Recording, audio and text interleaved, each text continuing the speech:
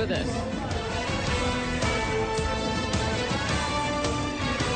This has been the E-Trade World Series pregame show.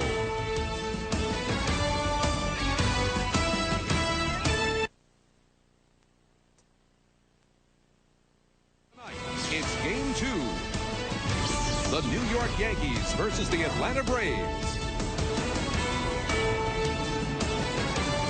Turner Field still reverberating with the cheers for the 18 living members of the All-Century team and the dozen all-time greats who could be here only in spirit.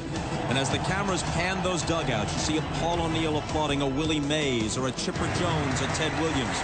The appreciative look on the face of Joe Torre, who played with and against many of those who are on the field tonight. It sets the stage in a beautiful way for Game 2 of this World Series. I'm joined by Hall of Famer Joe Morgan, who himself placed very high in the All-Century balloting. I know you had goosebumps up here. Well, I did, Bob. I mean, if you're a player and you watched all these great players on the field, I think it's got to inspire these players to have a great ball game tonight. And all the players who are around Major League Baseball, it has to inspire them to play great next season. This is the game that has the longest and richest history of any American sport. We got a taste of it tonight. Now let's go back to recent history. Just last night, a 1-0 lead for Greg Maddux and the Braves, top of the 8th. If Chuck Knobloch's bunt had been handled, the whole inning might have unfolded differently. You're right, Bob, but I think what the Yankees showed last night is why they've won 9 straight World Series games. They know how to win, whether it be just a single through the infield, starting a rally, taking a base on balls, executing a perfect bunt, getting some help from the defense. They know how to win. Derek Jeter here gets a single to tie the ball game. A drawn-in infield allowed Paul O'Neill's ball to go through, which put the Yankees ahead for good. This made it 3-1 as Chuck Knobloch scored the run. And you can see they did this with a lot of small ball, not the Bronx Bombers we've all come to know and love. 2 sacrifice bunts, a couple of stolen bases, and even some base on ball help from the Atlanta Braves, which is unusual.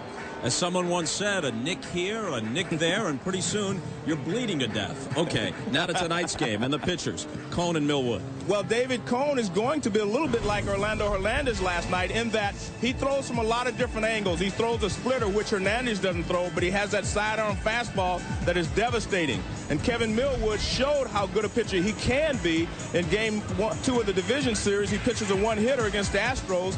He beat the Mets to win his second postseason game. He could not hold a 5-0 lead in Game 6 as he left the ballpark. He will have to be very sharp tonight. You see, he's given up 13 hits in 12 innings. I expect David Cone to be sharp. Kevin Millwood is going to have to bring his best game with him tonight as well. Cone, as everyone knows, works best on long rest. He pitches tonight on 9 days rest. Here is the Budweiser lineup for the New York Yankees, and it's the same as last night with the exception that Brocious moves up from 8th to 7th, and Joe Girardi, rather than Jorge Posada, will be the catcher. Cone is a decent hitter. He's had his moments at the plate and, of course, spent a lot of time in the National League. Kevin Millwood was really the best pitcher for the Braves over the course of the full season at 18-7 and 2-0 in the postseason. He was very consistent, Bob, throughout the season. Let's take a look at the defense tonight. There you see Chipper Jones and Ryan Klesko have contributed to the Atlanta infield having 10 postseason errors. They've got some changes, Lockhart at second base and Guillen at shortstop tonight. So this is a little different infield than the one we've seen most of the LCS and here in the World Series for the Braves. Interesting that you'd make changes at 2 such important defensive positions on the same night. The entire middle of the diamond is different. Flashbulbs popping all around the park as Rocky Rowe says that's strike 1. Rowe has the plate, American League ump. Steve Ripley of the National League at first.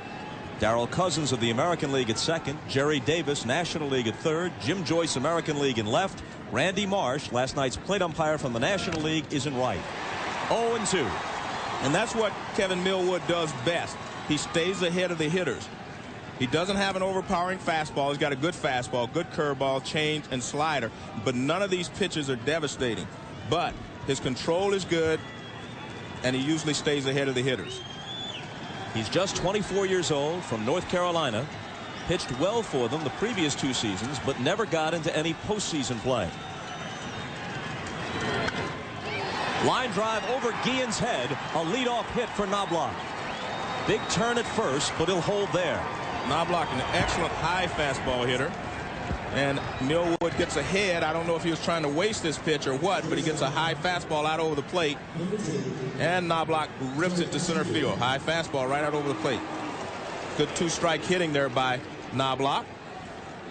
And he gives the Yankees a start here in the top of the first.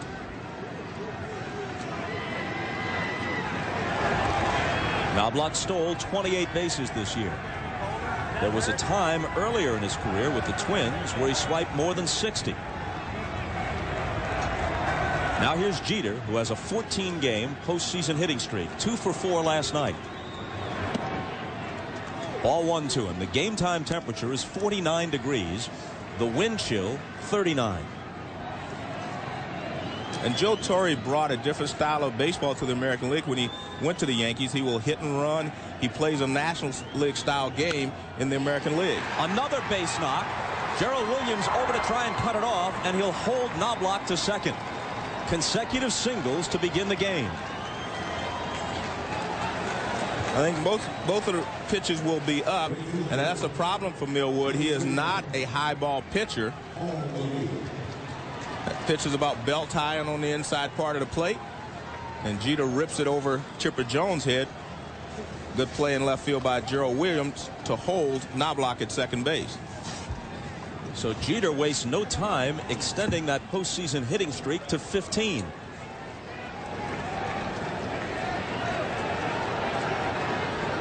Here's O'Neill.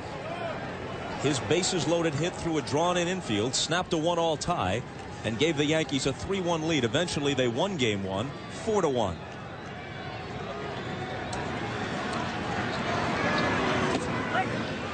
Called strike. That's where Kevin Millwood wants to throw his fastball, especially to the right-handed hitters. He wants to stay down on the right-handers. Not as much so against the left-handed hitters, but you have to stay down against the right-handed hitters on the New York Yankees. Sliced foul, 0-2.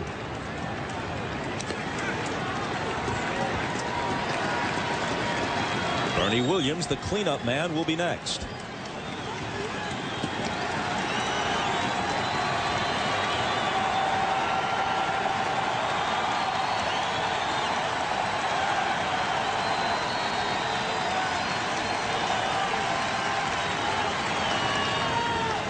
Millwood checks the runners. And his 0-2 pitch is hit hard but foul. It got a piece of Randy Marsh, the umpire, down the right field line. Well, Randy started in the foul territory and the ball kept hooking. It appeared that the ball was going to be on his right.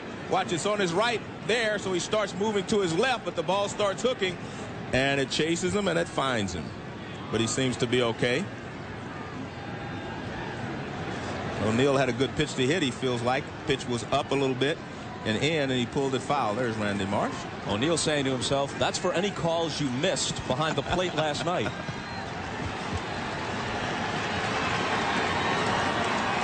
Another 0-2 pitch in the dirt and blocked by Myers.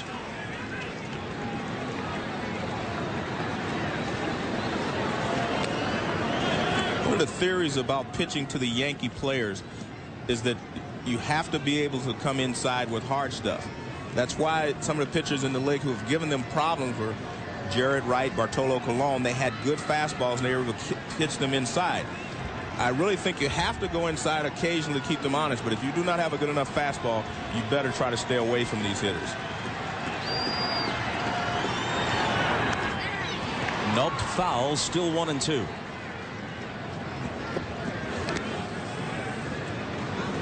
And if you're the Braves, this is actually the last thing you wanted to see is your first two hitters get on base here in the first inning. Because your lineup has not been scoring a lot of runs, and you definitely do not want to fall too many runs behind early in this game. That's why Bobby Cox has Guillen, Lockhart, and Myers in there to try to shake up the lineup. That's why he played his infield in with nobody out and the bases loaded last night. He thought his team couldn't score. Fouled off again. Even though they scored 10 runs in the game which clinched the pennant. If you take Eddie Perez, who was 10 for 20 and isn't in the lineup tonight, if you take him out, they hit 194 as a team against the Mets in the 6 games of the NLCS. And in the game, they scored the 10 runs. They had a lot of help. They scored 5 in the first, a couple of hit batsmen, some errors. So they have not proven that they can sustain a rally. Another line drive, another base hit. Andruw Jones charging it. Willie Randolph waves Knobloch home. He scores. And the Yankees are quickly on top.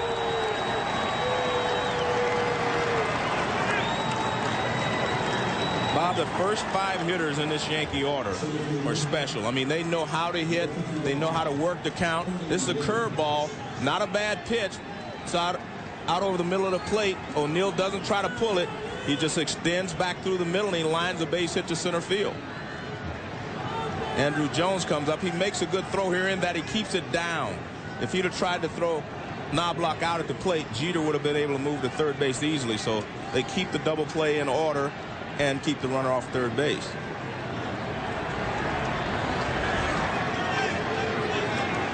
It doesn't get any easier from Millwood. Here's Bernie Williams. A fastball high. If you believe the numbers, Williams is due. Here's a .342 hitter. That's this year. Last year's American League batting titleist. But he's never done much in the World Series. 0 for 2 with 2 walks last night. 2-0 the count. In the 96 and 98 World Series combined, plus Game 1 this year, Williams is 5 for 42 in World Series play. Bob, I could hear someone from the Atlanta dugout yelling, where was that last pitch? And there you see what he has done in his last 2 World Series. Or what he hasn't done.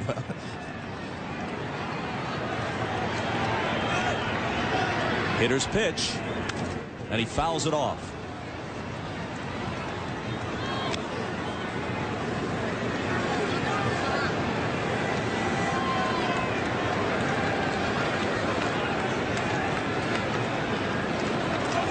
Jeter, who singled, is at second. O'Neill, who had an RBI hit, is at first. And the 2-1 pitch.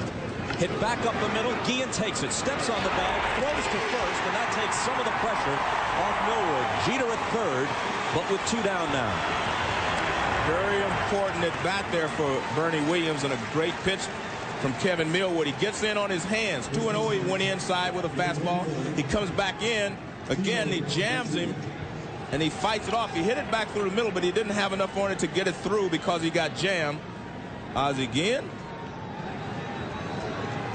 to first baseman Ryan Klesko, and is now 2 down, but now at least they'd still have a run at third, but now he's there with 2 down, and not a bad situation if you can get out of this right now.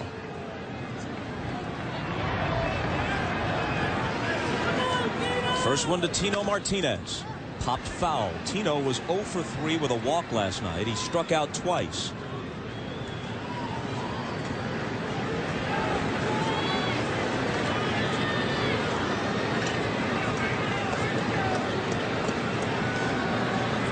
Joe Torre's team has won 9 straight World Series games. They're 8-1 in the postseason this year.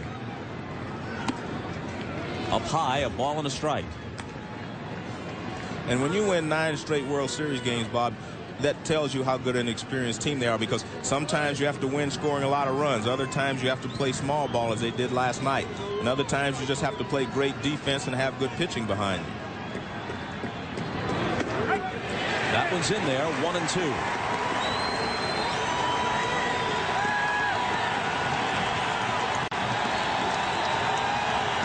They come to their feet at Turner Field in anticipation of the pitch that could end the inning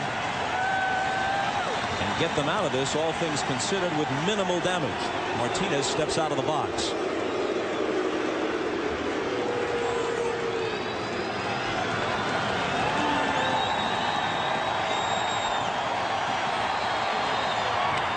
Liner up the middle, base hit, and it's 2-0 New York.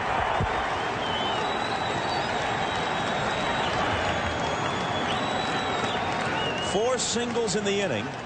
All of them hit hard. Well, he's been hurt with 2 two-strike breaking balls. Here's a 2-strike curveball to Martinez. He stays with it and just lines it right back through the middle for a base hit. It's not that it's a bad pitch. The ball is down. But Martinez stays right with it, lines it back through the middle for a base hit. Very similar to Paul O'Neill's swing. Both of them hit 2-strike curveballs. Ricky Leday takes ball 1.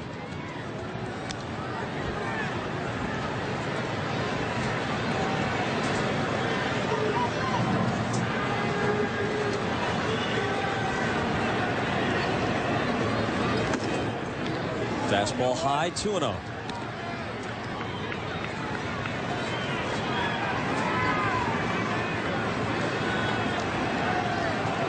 Entering the game, Millwood led the majors in opponents' batting average.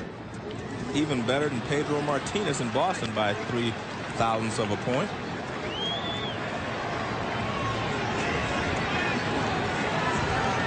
He's faced 5 hitters in this game.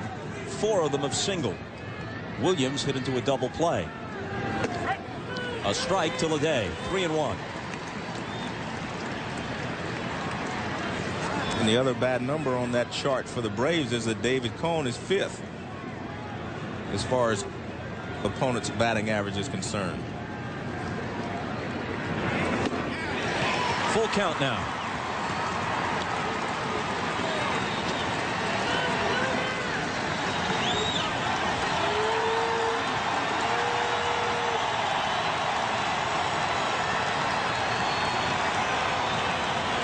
Plesko is playing behind Martinez, who'll be off with the pitch. And it's popped out of play.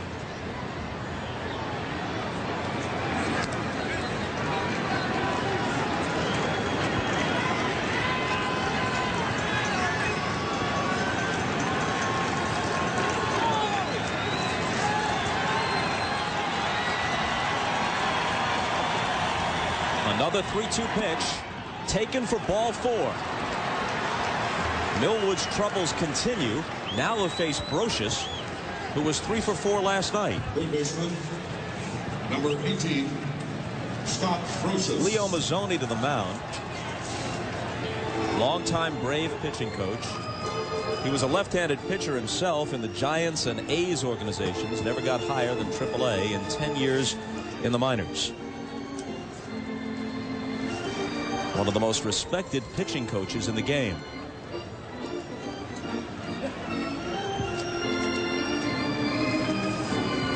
Bobby Cox fretting about his offense. And now David Cone has been staked to at least a 2-0 lead. Let's look back at what Scott Brocious did last night. Well, he had 3 base hits, 2 high fastballs, 1 to right field from Maddox. And then when he started a game-winning rally, hit this breaking ball.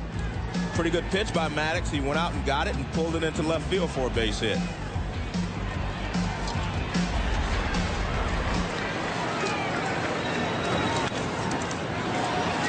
Strike 1 to Scott, who hit just .247 for the season. But something about the postseason brings him to life. Look at that. Over 500 in the World Series.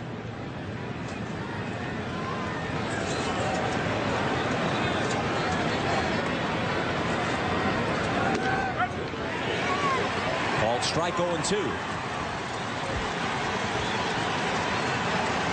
Well, he's been able to get ahead of the hitters. He has not been able to finish them off. 2 strikes on O'Neill, 2 strikes on Martinez, 2 strikes on Leday. And they all reach base. Let's see if he can close the deal here. Waste that one, 1-2. Terry Mulholland, a multi-purpose pitcher, long relief, situation guy, occasional starter, gets up early in the Atlanta pen.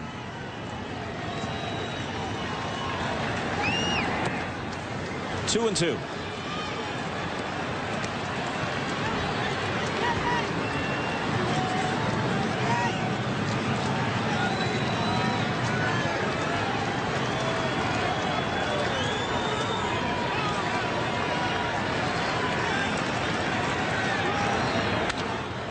Hit hard, Guillen dives and can't get to it. The Yankees will have another run. A Brocious single makes it 3-0. Well, he got ahead of Brocious 0-2, and again, he was not able to finish him off. Catcher. He tried to throw a couple of breaking balls, get him to chase in the dirt. He didn't. Now he comes with a fastball, gets too much of the plate. Guillen tried to keep it on the infield, but it goes into center field for a base hit. You can see that fastball pretty much caught a lot of the outside part of the plate. And Guillen makes the dive, but it's 3-0 Yankees. 2 clutch 2-out base hits by Tino Martinez and now Scott Brosius. Brosius, last year's World Series MVP, now 4 for 5 in this series. Joe Girardi slices it foul.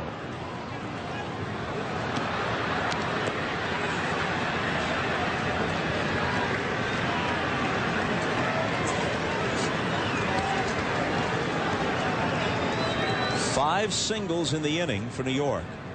They now have 11 hits so far in the series, all of them singles. But it's been effective. Up and in, 1-1.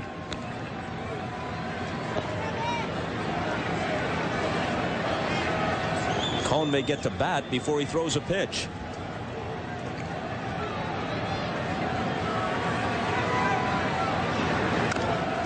Nubbed foul. A ball and 2 strikes.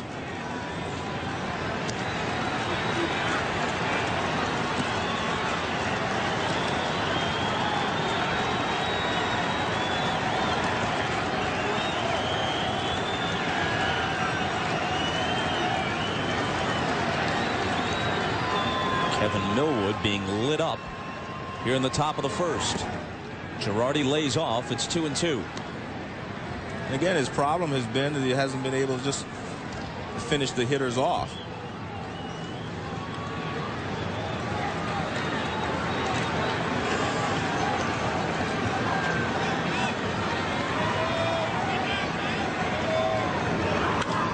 And Girardi stays alive.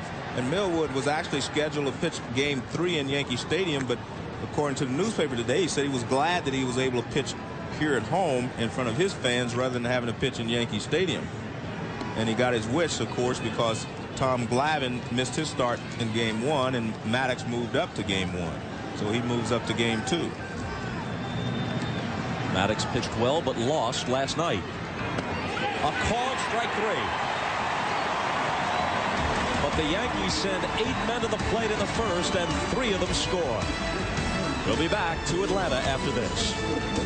Bobby Cox has made changes in his lineup, hoping to find some bats who can get the job done, and he'll need it now. Down 3-0 before they send a man to the plate. Andruw Jones dropped to 8th. It's the first time he's hit that low in the lineup all year. And to compound their problems, you never want to give David Cone a lead because that allows him to use more of the plate. In the past, David has thrown a lot of pitches early in the ballgame because he's trying to be fine and get through the first few innings. But when you give him a lead, it gives him more margin for error, and I think you'll see him getting more of the plate early in the counts. And Joe Girardi was the guy that caught his perfect game July the 18th of this year. At age 36, Cone became the second oldest man in baseball history to throw a perfect game. I can guess who the oldest would be. And he was on the All-Century team today. Nolan Ryan. He's the oldest, I think, to throw a no-hitter. He was in his 40s. But yeah, he would never throw a perfect game. A perfect game, yeah, too many walks. You're but right. For a perfect game, the oldest is another member of the All-Century team, Cy Young, at age 37 in 1904 for the Boston Pilgrims. Let's check with Craig Sager. Well, Leo Mazzoni did not give Kevin Millwood a pep talk. He gave him a lecture. He said, what are you doing out there? You're overthrowing. You're pulling out. You're trying to be superhuman instead of good. Well, he certainly wasn't superhuman, and he wasn't even good in that first inning. But, Bob, that could be a result of him. This is his first World Series game. I mean, you often try to do too much, you know, until you get relaxed out there. So overthrowing is something that probably happens as a result of this being his first start in the World Series.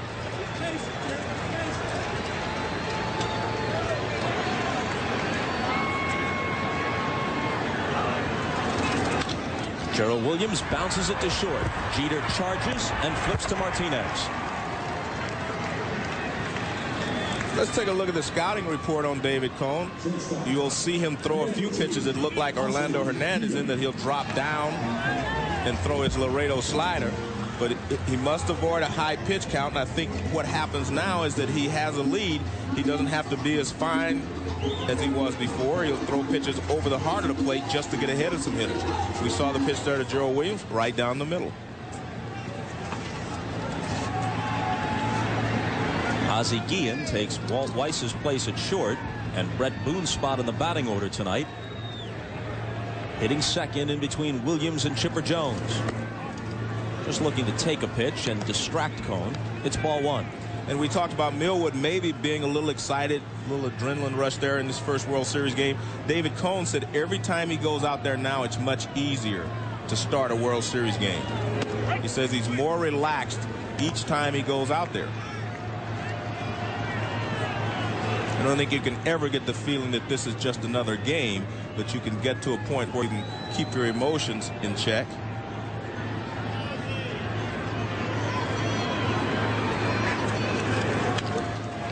He drags a bunt. Cone picks it up. His throw is wild, and Guillen is on his way to second.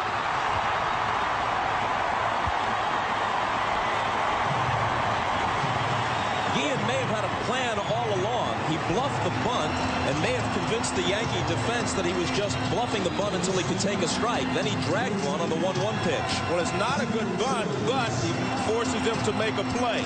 Usually you try to drag the ball past the pitcher. You see he doesn't, but Cone doesn't have a good grip on the ball, and he knows he has to hurry, so he throws the ball away. Good job of base running by Guillen to get to second base. So he forced him to make a play, and he ends up at second base. Does cold weather factor in? I don't think so in that situation, because the ball, he grabbed the ball and then he lost it in his fingers. And he decided to try to push it to first base rather than re-grip it.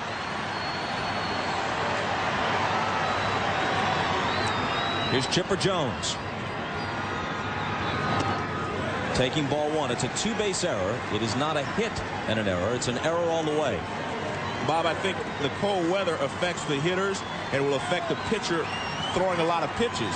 But I don't think it affects you when you have to have time to make a play at first base. That one's in there.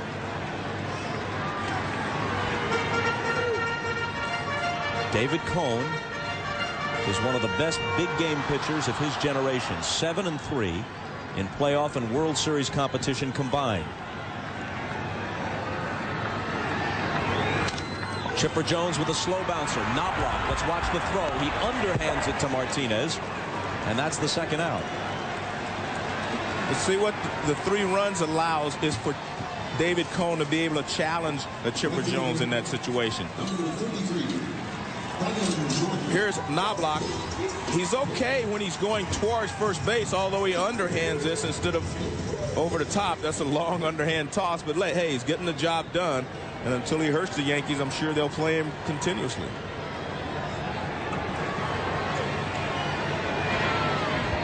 Here's Jordan with Guillen at third and 2 out. Taking strike one. One of my first coaches, Spark Anderson, used to say, you can't hide middle infielders. They're going to have to make plays during the course of a series, and we'll just see how it goes for the remainder of the series. Cone's 0-1 pitch. They check down at first, and Jordan did not go around. This is one of those Laredo sliders. He drops down and throws it sidearm, and you can see it's well off the plate. And Jordan's barrel of his bat stopped very quickly, so he did not swing. This one is poked to right, down the line, and foul. That's right off the end of the bat. Same pitch slider away.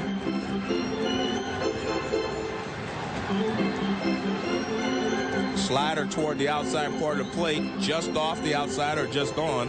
And you see Jordan just kind of reaches out and gets the end of the bat on the ball. With that kind of rotation on it, it was going to be very difficult for it to stay fair. Went foul by about 15 feet. Cone's ahead of him, 1-2. A drive to left, well hit. Back at the track is Ledet, and it dives at the wall. Wind's blowing in, Bobby. And it kept that one in the park and kept it a 3-0 game. NBC's coverage of the 1999 World Series is brought to you by American General Financial Group. Live the life you've imagined. By De Beers, the world's diamond expert since 1888. And by Nike.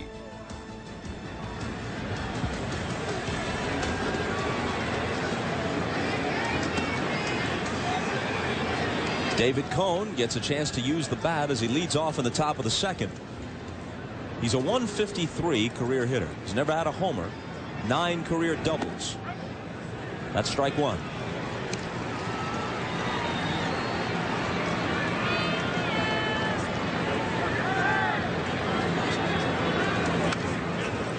And Millwood gets ahead of him 0-2. In the playoffs, leading up to this World Series start, Kevin Millwood was 2-0 with a save thrown in and a poor performance in a no decision against the Mets in Game 6. But still, he hasn't had a defeat hung on him since August 8th against the Giants. Trailing 3-0 here. Bouncer to first. Klesko takes it himself. Let's go back to the bottom of the first when Brian Jordan brought people to their feet here at Turner Field, and listen to Ned Yost, the third base coach. Well hit. Back at the track is Ledet, and it dives at the wall. Wind's blowing in, Bobby. Go, ball. Go, ball. Get up. Get out of here. Dang it. Dang it is right. That could have cut it to 3-2 and made it a ball game again. And the wind is blowing in like from 11 o'clock across to 2 o'clock, and I think that did knock the ball down, because when he first hit it, I thought he hit it well enough to get it out. Ball one to Knobloch, who singled on an 0-2 pitch to start the Yankee first. 4 of the 5 singles they got in the inning came with 2 strikes on the hitter. And when a major league pitcher gets you 2 strikes, he's usually able to put at least 2 of those 4 away. Threw it past him, 1-1. Not a good sign for Millwood, though. He's not a high ball pitcher, and that pitch is up. That's the 0-2 pitch that Knobloch hit was a high fastball for a base hit. When he's at his best, he's keeping the ball down and even getting hitters to chase pitches down and out of the strike zone.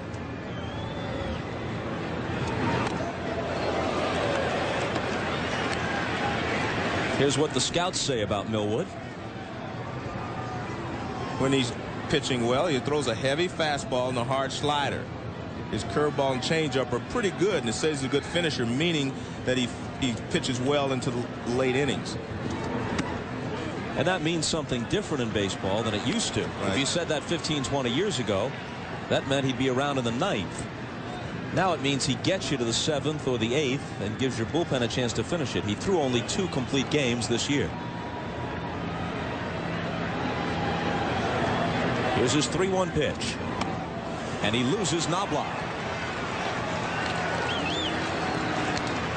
Now when you ask me about the cold weather, Bob, I would say that maybe that's affecting Millwood a little bit on those pitches, that his hand is slipping off the ball, because he very rarely throws a ball that high, 2 or 3 pitches in a row.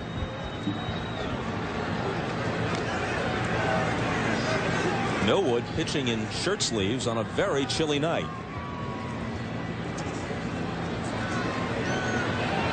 But a few goosebumps are the least of his problems. Well, after he threw the last ball to Knobloch, he went back and got the rosin bag.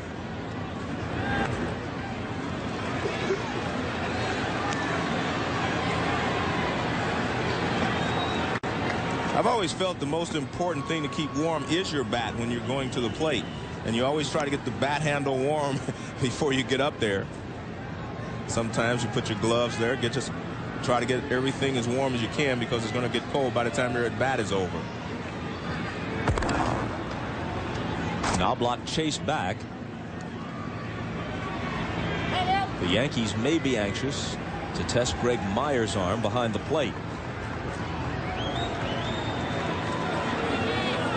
Not going. There's a strike. That was a little different pitch there. He took a lot more off of that pitch than he had been. This acts more like a changeup, but it's got movement. Jeter was way out in front, and he wisely held up. 2-1 to Jeter, who's 3 for 5 so far in the World Series. Had a sharp single in the first.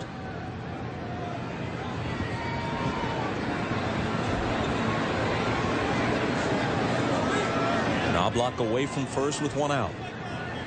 And Millwood's 2-1 pitch. Through the high fastball by him, 2-2.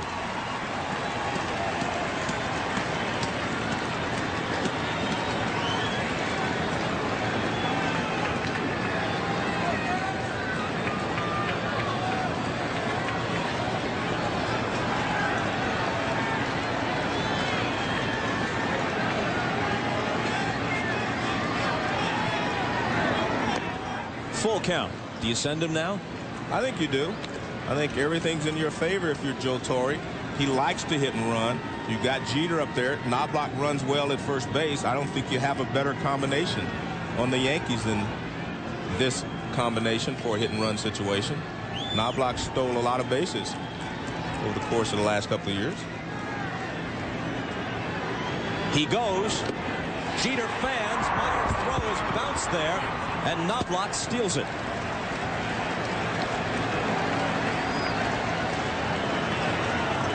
Well, it works out for the Yankees in one perspective, in that he's still second base. Now he's in scoring position. You see, it was a hit and run. Well, he knows Jeter's going to swing if it's a strike, but the throw was way off to the left. Myers actually gets a good pitch to throw on, and he kind of throws it in the ground on the shortstop side.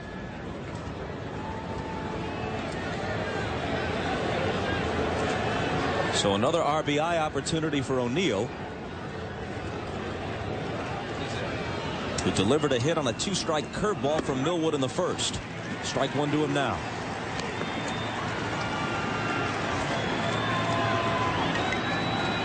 O'Neill hit .285 for the season with 19 homers and 110 RBIs. It's the first time he's hit under 300 since he's been a Yankee. He has hit as high as .359 in a season. Inside to him.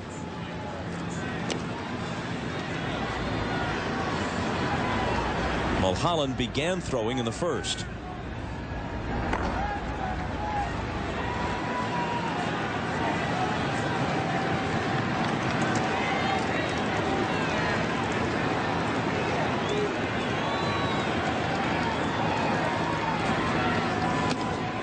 Swing and a miss, 1-2. And O'Neill upset with himself. He knows he went way out of the strike zone. This is not where Millwood wants to throw this pitch, but he gets good results. Way up, you see the target down and away, and it's up and over the middle of the plate, but he gets away with it.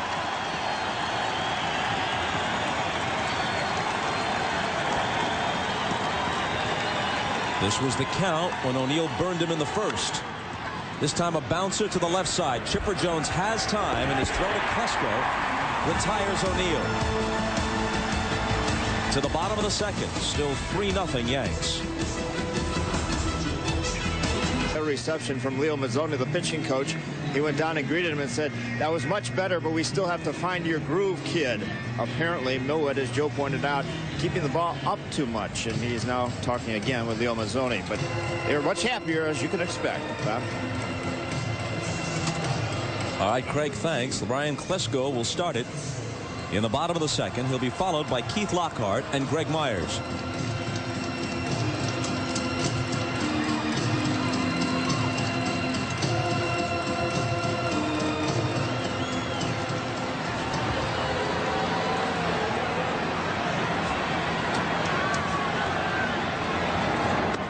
Cohn's first pitch is a ball. This is the 5th World Series start of David Cohn's career.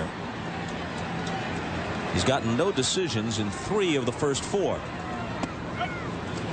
Although his World Series ERA is under 3, so he's generally pitched well. His World Series record is 1-0. The victory came in Game 3 of the '96 World Series in Atlanta against the Braves. A gritty performance in which he bested Tom Glavine. The Yankees were down 0-2, leaving Yankee Stadium and coming south in that series, and Cohn got them back into the series. 2-1 pitch, bounce to Martinez. He Shovels it over to Cone to retire Klesko, who leaves in disgust. Our aerial views are courtesy of the Goodyear Blimp Stars and Stripes, based in Pompano Beach, Florida. At the controls, pilot Jim Maloney, not to be confused with the former Cincinnati right-hander. Jim no-hit Maloney. Yeah, he threw a couple of them, didn't he?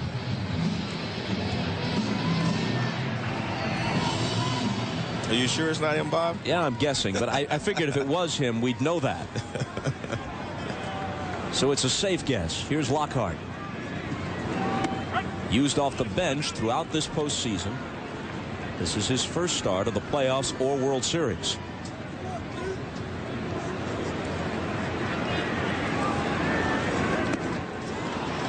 And Cone quickly puts him in an 0-2 hole. And that's the type of curveball you want to throw. That curveball starts in the strike zone and breaks out. A lot of big league hitters can hit the curveball if it's a strike. But when you start it in the strike zone and it breaks out, that's when you were able to put them away. Lockhart is one of those guys you pull for. He spent a decade in the minors, finally made the majors at age 30. As you might guess, when a guy's last name is Lockhart, his nickname is Spider. A little pop, and Brocious at third will take it. New York fans understand that.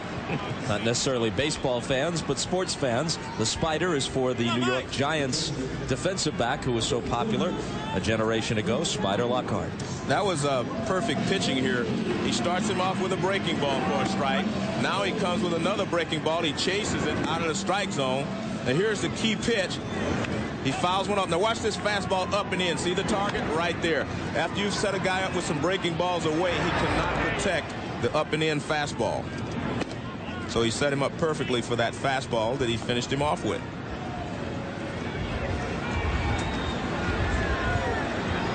So now with 2 out and the bases empty, Cone works to the catcher Myers. 2-0. Myers started the season in San Diego. They picked him up as catching insurance after Javi Lopez went out for the season with a bad knee. Perez became the starter. Myers the backup. And Perez can play tonight. He just had a blood blister on his hand. And Bobby felt he'd give him a day off and get another left-handed bat in there. He walks on 4 pitches. There's Javi Lopez in uniform but inactive since midseason. And he is a special clutch hitter. I mean, he is a guy that you want at bat with the game on the line if you're the Atlanta Braves.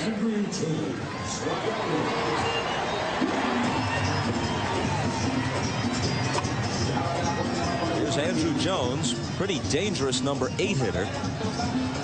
But in the postseason, as you see, he hasn't been terribly productive.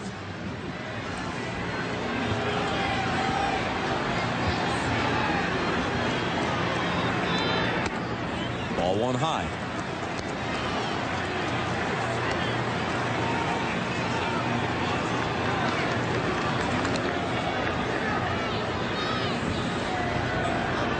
Mulholland was throwing earlier. Nobody working now in the Atlanta pen. So if Jones reaches, Millwood will bat for himself. And if you're Bobby Cox, you're probably saying, I'm going to need Kevin Millwood to pitch well in his next outing. We've got to give him a chance to find his rhythm here in this ball game.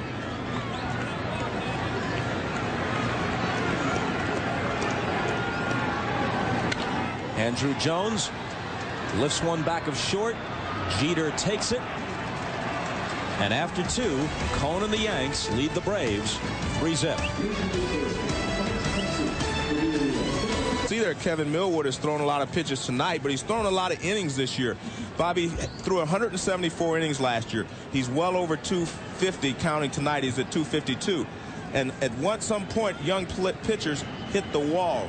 And I'm not so sure Kevin Millwood hasn't hit the wall here around 250. I mean, it's tough to build up your arm strength to that point. Strike 1 to Bernie Williams as we start the 3rd. Well, prior to his start in Game 6 of the League Championship Series, where he couldn't hold a big lead against the Mets, Millwood had allowed 2 earned runs or less in his previous 12 starts, dating back to early August. But based on what we've seen so far, this could be his 2nd consecutive poor outing in a row. Well, he just doesn't have the same velocity and movement on his fastball, and he definitely doesn't have the same control.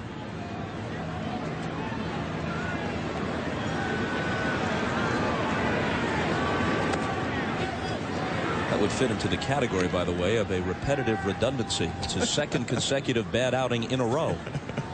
Just wanted to hammer home the point. But I knew what you meant anyway. Thanks.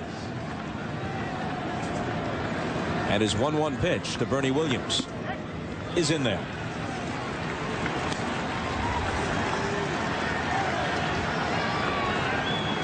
Bernie hit into a double play that gave Millwood a chance to get out of the first with only 1 run scoring.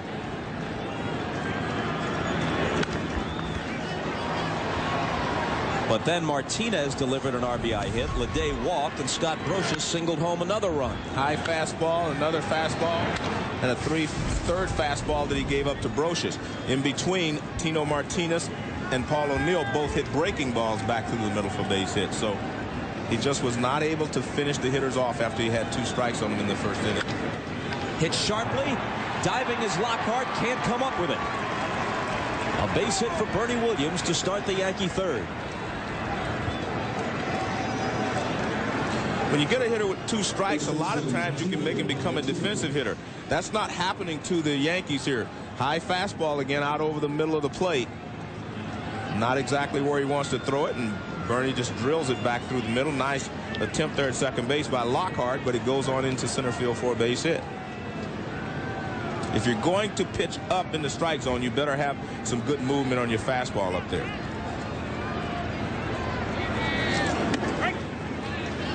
A called strike to Tino Martinez. The Yankees had 6 hits in game 1. They have 6 hits tonight. All of them singles. And 5 of those 6 hits have come off of, with 2 strikes. But again, that's a sign of a good hitting ball club and a smart hitting team. The fact that none of these hits have been for extra bases is no consolation at all to Bobby Cox and the Braves.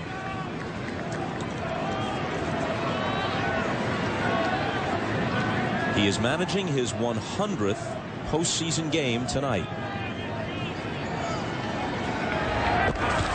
Of course, it's a different game. A guy like Casey Stengel, who took the Yankees to the World Series year after year, only had the World Series.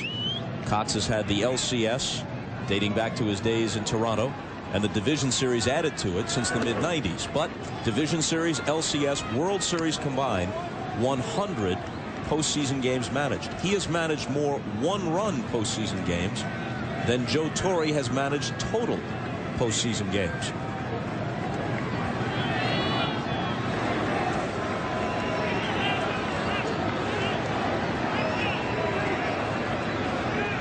Williams has to dive back.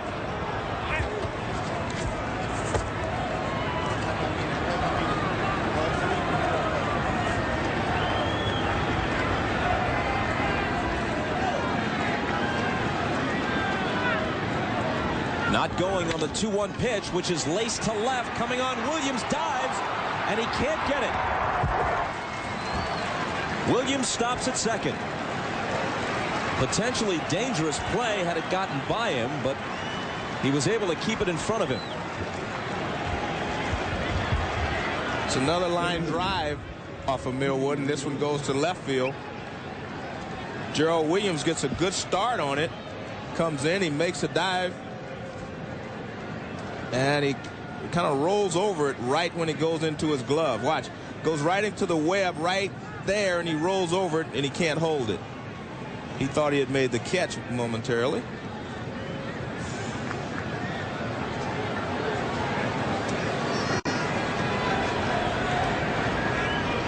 So it goes as New York's 7th hit of the night. Up steps Ledet, who had a walk in the first. Strike 1 to him.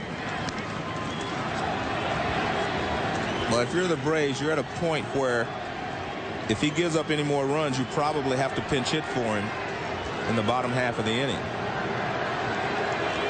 He's due to lead off when the Braves hit. And Ledet drives one to left center field. Williams and Jones in pursuit. It splits them and goes to the wall. 1 run home. And that's all that'll score on this play. Bernie Williams comes across. Martinez is stopped at third on the double by Ricky Leday with nobody out, and Martinez, not the fastest runner in the world. Willie Randolph decides to stop him, and Bobby Cox decides to stop Millwood's night. High breaking ball from Millwood, and Leday goes the other way. And the one thing you should notice that these Yankee hitters are not trying to pull the ball. None of them. I mean, they're just going back through the middle and the other way, which shows their experience. And I mean, they're just good hitters. Good relay back in. Holds the Yankees to 1 run. You see Leday pretty pleased with his accomplishment there. New York's first extra base hit of the series finishes Millwood. 4-0 Yankees, and what a terrible time from Atlanta's perspective for Millwood to have the shortest outing of his season. In comes the veteran Mulholland to face Brocious. He moves him away with ball 1. And the infield is playing in at least halfway. They're moving back and forth. And I agree, you cannot let the Yankees score another run easily here in the 3rd inning.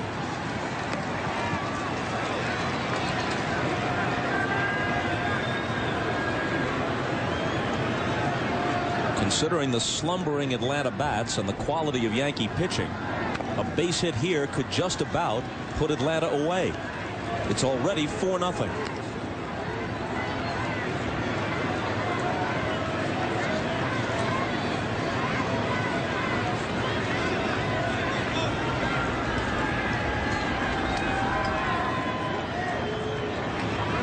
Brocious had an RBI hit in the 1st.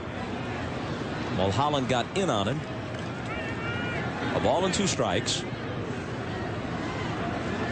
Terry Mulholland, just into the game, is 36 years old, well traveled, was with the Phillies when they went to the World Series against the Blue Jays in '93, appeared in 2 games and won 1 of them.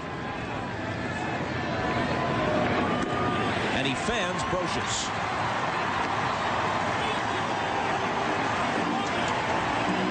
Folks, you can go online to MSNBCSports.com for more World Series coverage from NBC. An in-game webcast features continuously updated analysis from the Reds' Barry Larkin, who also answers your email during the game. Plus, check out an exclusive web video segment where Barry looks ahead to the keys for Game 3 on Tuesday night in New York. MSNBCSports.com, the official website of NBC Sports. Here's Girardi, who struck out to end the 3-run Yankee first. Ball 1 high. It's an interesting situation if you're Mulholland to pitch to Girardi, because you can't ever discount totally a squeeze play here in this situation from the Yankees, because David Cone is on deck.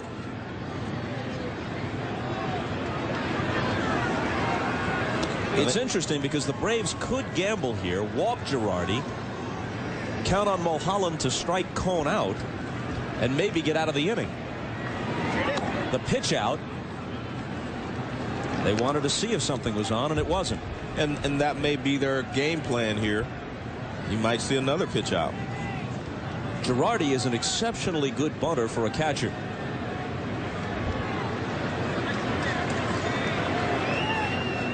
He's ahead on the count, 2-0. 3-0.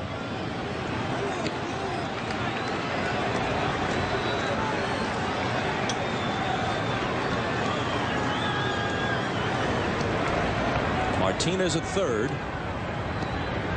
Leday, who doubled, at second. And Willie Randolph giving him his instructions as if to say nothing's on right here. Now Girardi asks again for the signs. Willie Randolph, the Yankees' third base coach, might be managing somewhere next year. Milwaukee said to be interested in him, possibly the Angels as well. The 3-0 pitch. First, Mulholland wheels around. Nobody was covering.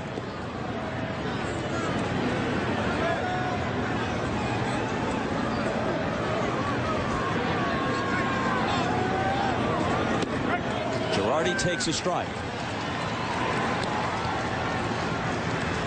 I I'm assuming that Bobby Cox just feels like he'd rather pitch to Girardi and try to get him out rather than walk him and then even strike Cone out and have to pitch to Knobloch. 3-1 pitch, chopped foul.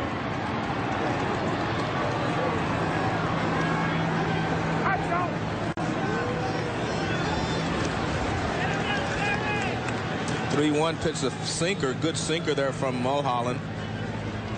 And Chipper Jones in foul territory. A lot of talking going on between Willie Randolph and Martinez at third.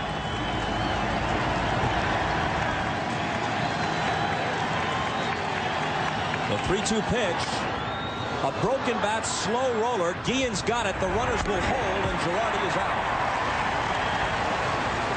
The barrel of the bat flies all the way out to the outfield grass.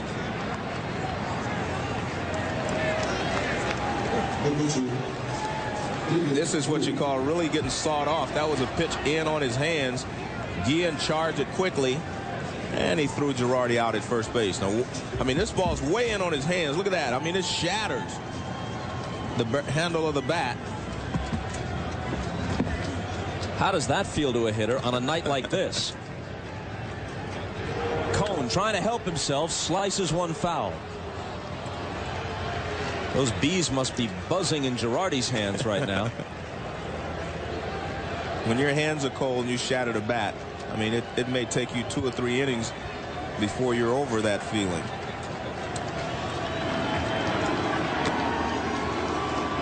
One and one.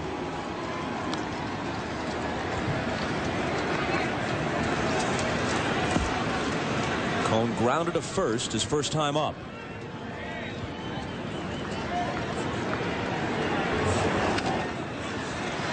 Well, he's making contact. 1 and 2.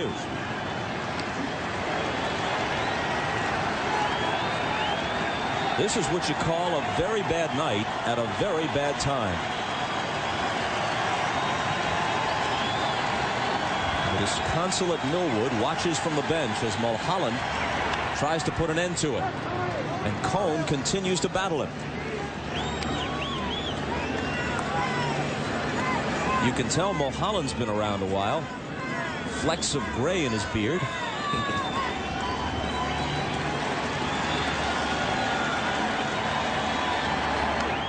Check swing foul, still 1 and 2.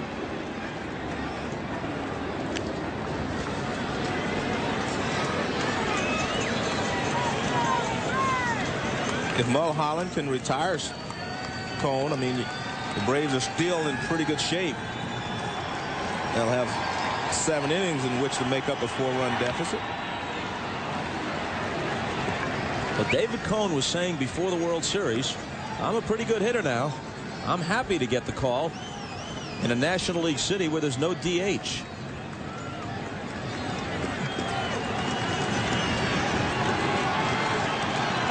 Another 1-2 pitch. He hits it on a line to Guillen, who drops it. Dropped the ball. And it's a 5-0 game. Martinez scores. Leday to third. It should have ended the inning. And instead, it just gets worse for the Braves. Well, Cone gets jammed, and this ball slices the shortstop. Looked like it hit off the tip of his glove. I don't see, he's got his glove out front. It hits right off the tip of his glove. He was never sure of it because you could see him put his bare hand in there.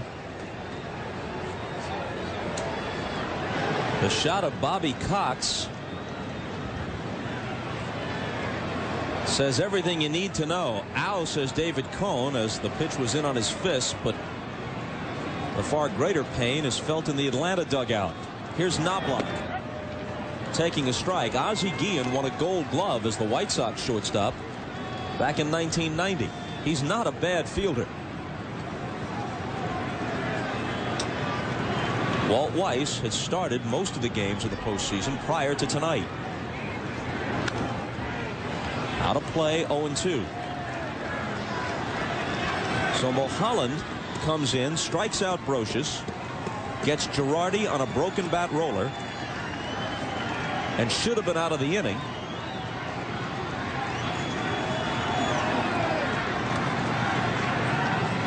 But Guillen somehow mishandles a soft line drive. Now the 0-2.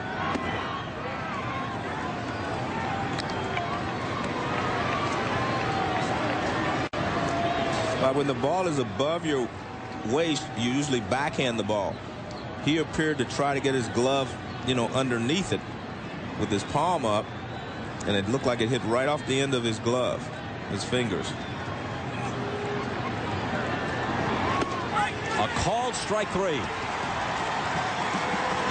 Mulholland did well. Guillen didn't help him. 5-0 New York. Temperature is 46 degrees and the wind chill is 34 degrees, and a lot of times that does affect play. But this play here with Ozzie Guillen, I think he just got his glove caught in the wrong position. You can see he's having trouble with it by the fact that he's pulling his glove back to his body. Normally you just reach out and backhand that ball, but there was something in the flight of the ball that was bothering him all the way, and he didn't feel like he had it under control. Mulholland bats for himself, a career 105 hitter.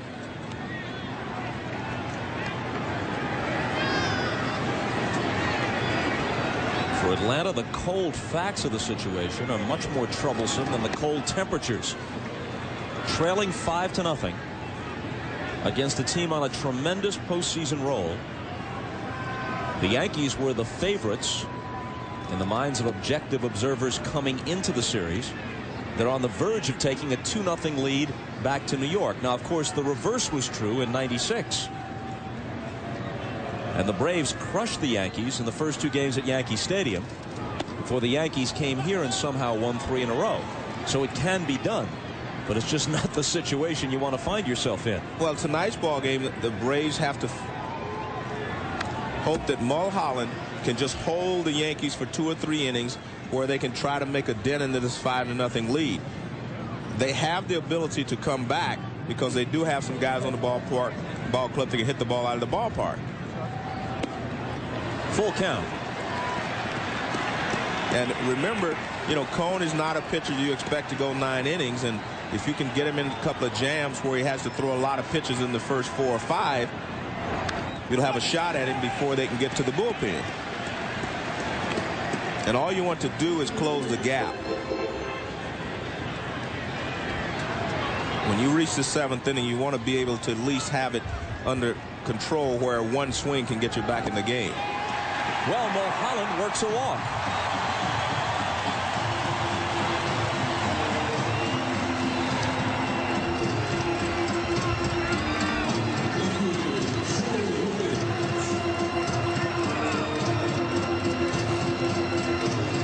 Joe Torre has fashioned his own protection against the nippy conditions with a towel underneath his windbreaker. But meanwhile, down at first base, Mulholland says, I don't need the jacket.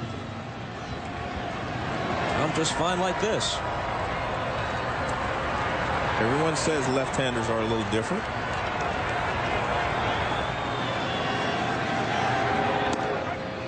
Gerald Williams takes a strike.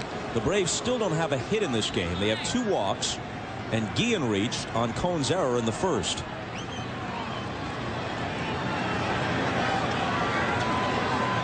In fact, the Braves have 2 hits in the series so far. And here's a soft fly ball in a shallow right. Paul O'Neill takes it. If you're down as the Braves are, they find themselves on a different situation like they were against the Mets. You try to break the game down into thirds so that by the time these middle innings come around, you put a couple of numbers on the board. When you get to the late innings here, you have to be able to tie the ball game with one swing. You can't expect to try to get 5 or 6, especially against the Yankee bullpen after the 7th inning. But you just want to get it where you can have a manageable situation where one swing of the bat can get you back in the ball game. Guillen rolls it foul. Trying to do something to make up for his error in the top half of the inning. That number 13 was unlucky for him tonight. He wears it in honor of his fellow Venezuelan shortstop, Dave Concepcion, your old teammate with the Big Red Machine. And he made 13 work, and Ozzie has made it work most of his career.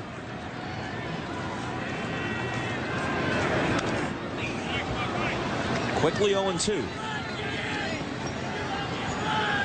And Bob, I must say it was an honor for me to have two of my teammates on the All-Century team, guys that I played with, and helped me to work my way into the Hall of Fame. Two great players, Pete Rose and Johnny Bench. How did you feel about the reception accorded Rose? That floats outside, 1-2. Well, I thought it was great because Pete has been away from the game so long, and I think the fans who are true baseball fans miss him.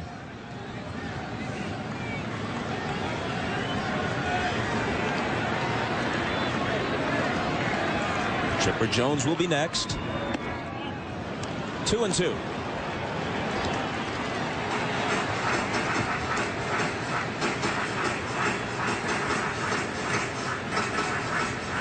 There's Chipper, whose fourth-inning homer off El Duque last night represents all the offense the Braves have mustered so far in this World Series. Fouled off. Still 2-2.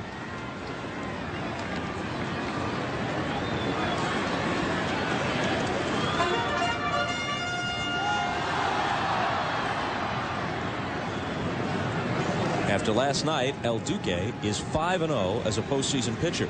Maddox, the four-time Cy Young Award winner, with the defeat, goes to 500, 10-10 in the playoffs and World Series.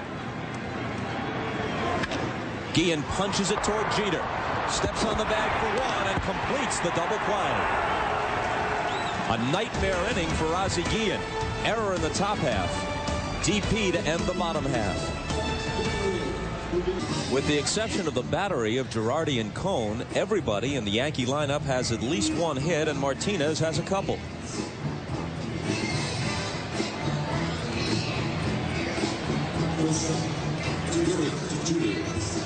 Mel Stottlemyre, Yankee pitching coach. He and David Cone obviously happy with the way things are going. Roger Clemens, the Game 4 starter, says that's right, just keep doing what you're doing. Whatever it is seems to be working just fine. Bob, this game is really a lot of fun when you're winning.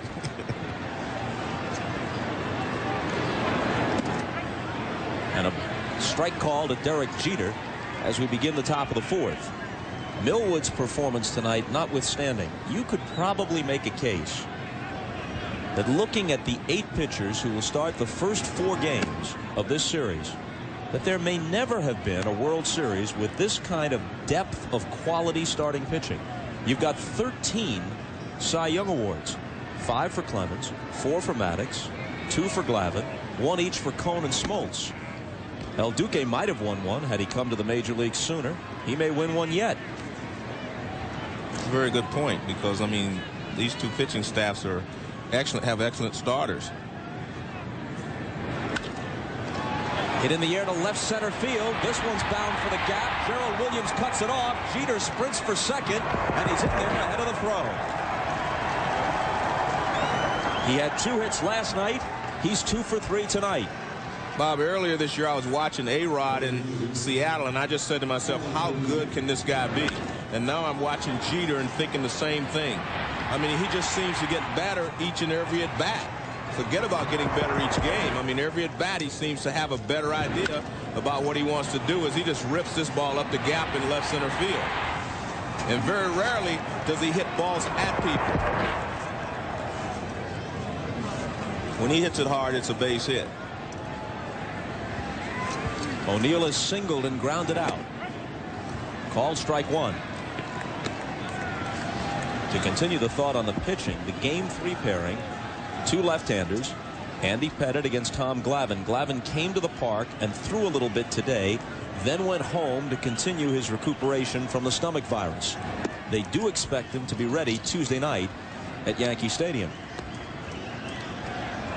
When that first happened, I thought it could have been, a blessing for the Atlanta Braves, in that Glavine would start Game 3 in Yankee Stadium, where left-handers fare better than maybe they do here in this ballpark, and especially against the Yankees. And that would also allow him to pitch Game 7 if it goes 7. So I thought, well, that might help the Braves, because, they're interchangeable anyway. Maddox starting yesterday, Glavine starting, and not a big difference between the two. I mean, they're both excellent pitchers. But unless they win this ballgame, it's going to be very difficult to get to Game 7. 1-2 pitch. A drive to right center field. Andruw Jones glides over, has it lined up. Jeter tags, heads for third, and he's in there.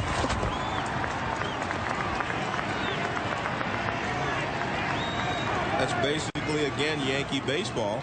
I mean, you say, well, Paul O'Neill made an out, but it's a productive out. It moves Derek Jeter to third base with less than 2 outs.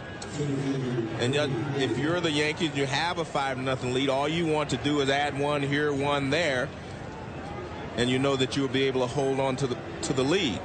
Andruw Jones makes a good throw, but Derek Jeter got a good jump and slides into third base easily. They're going to put Bernie Williams on and let Mulholland work to the left-hand hitting Tino Martinez.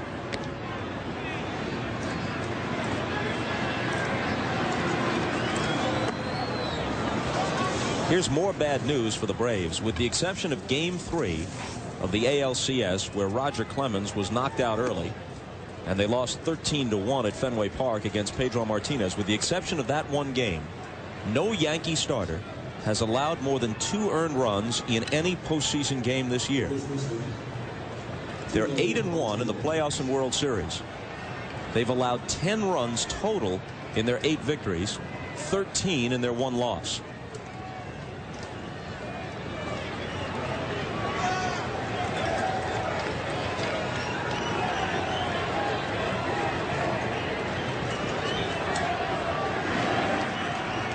Runners at the corners, 1 out. Infield looks for the double play, and ball 1 to Tino Martinez.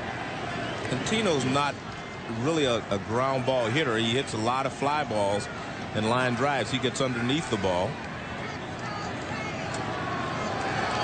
Mulholland, maybe with a good sinker, can get him to hit one on the ground. He does to Guillen. Plays it cleanly to Lockhart, who has trouble getting rid of it, and then throws it away. When it stuck in his glove, it allowed Bernie Williams to get to him and jostle him a bit, and everything is unraveling for the Atlanta Braves. Well, good job by Mulholland to get the ground ball, because, like I say, Tino doesn't hit a lot of ground balls, but he gets the ground ball right near the bag, which is where you want it. The throw a little bit behind him. In truth, Williams did not get there in time. I thought he had, but Lockhart released the throw before Williams got there and simply threw it away. So Cox goes with a new middle infield, and they each contribute to this 6-0 deficit.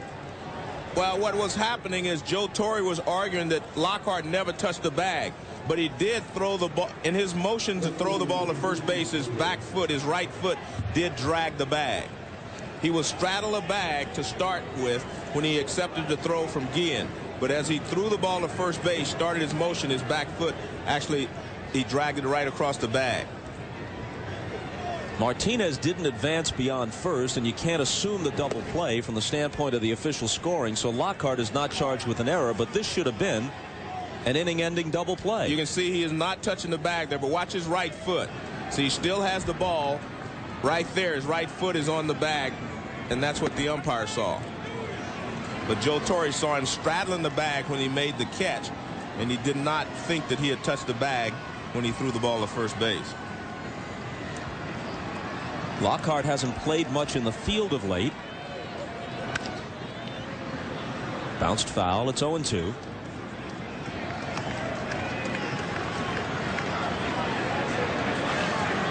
Last night, there's Brett Boone, the sure-handed regular second baseman. Last night, Bobby Cox took Ryan Klesko out for defense. Brought Brian Hunter in to start the 8th. It's the right move. Hunter's a very good glove man. He makes 2 errors in the inning. Bob, the last 2 runs the Yankees have scored have been on, brave errors. A drop pop-up there from Ozzie Guillen, and now a botched double play. But you're right, they're not going to give him an error, but it's still an error in my mind. Leday strikes out, but more damage is done. 6-0 New York.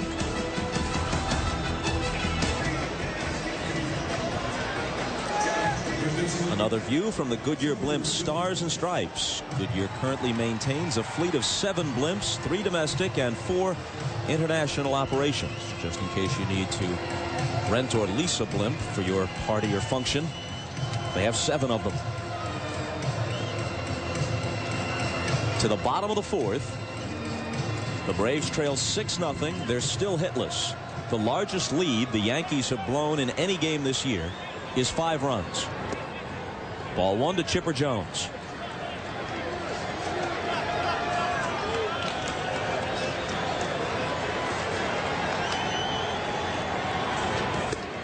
Way outside and high, 2-0.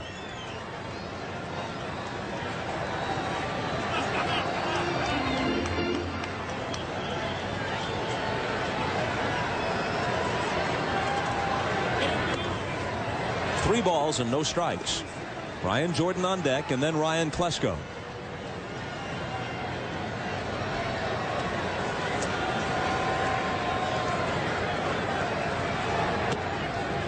That one's in there.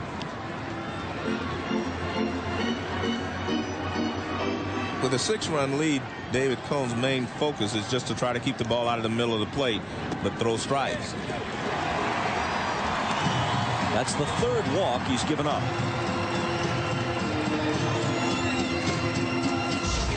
Folks, now that the All-Century team has been selected, Major League Baseball and MasterCard want you, the fans, to name the starting lineup. Just log on to MajorLeagueBaseball.com, the official postseason site of Major League Baseball, to vote for your starting lineup. The fan starting lineup will be announced during Game 4 of the World Series here on NBC. Jordan swings on the first one, lifts it into right center field.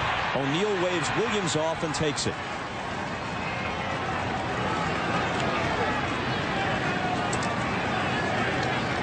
So Jordan, who had driven Leday to the wall and left his first time up, flies to O'Neill and right here in the 4th.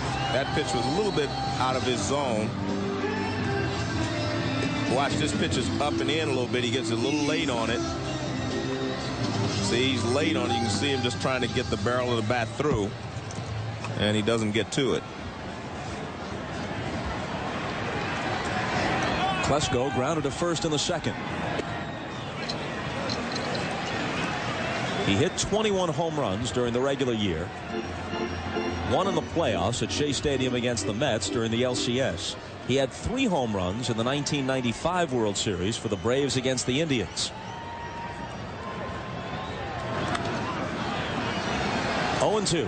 One of the adjustments El Duque made against Klesko last night was that he kept firing the fastball in on him. He jammed him 3 times. Klesko had hit 2 home runs off of him earlier this year when they played at Yankee Stadium off of 2 breaking balls. So he went just the opposite, and everything was hard in on Klesko, and he was very successful last night.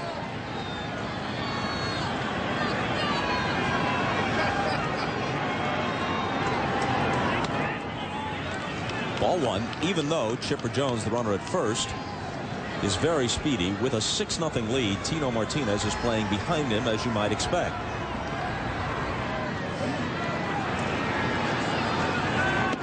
Called strike 3. Klesko turns away. That's the breaking ball that you give up on if you're a left-handed hitter. Watch, it starts off the plate outside. This is what you call a backdoor breaking ball. See, it starts off the plate outside and comes back over the outside part of the plate. Watch where his glove is. He starts to reach out to get it, and then it breaks right back over the outside corner. Good job there by David Cohn, who registers his first strikeout of the night.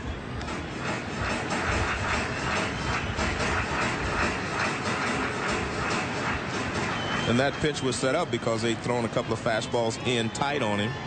Klesko looking for the ball inside.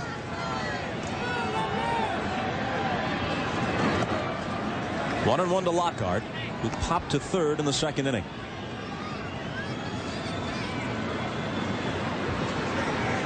The Braves have drawn 3 walks.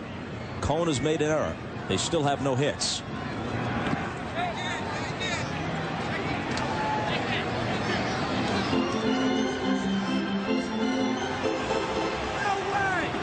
Well, it took him a while to decide, but they checked down at third, and Jerry Davis says, yeah, he went around. Well, we'll take a look again. Just watch the barrel of the bat. And that's what the third base umpire sees, is that the barrel of the bat goes a little bit too far. Take a look. Yes. The 1-2 up and in.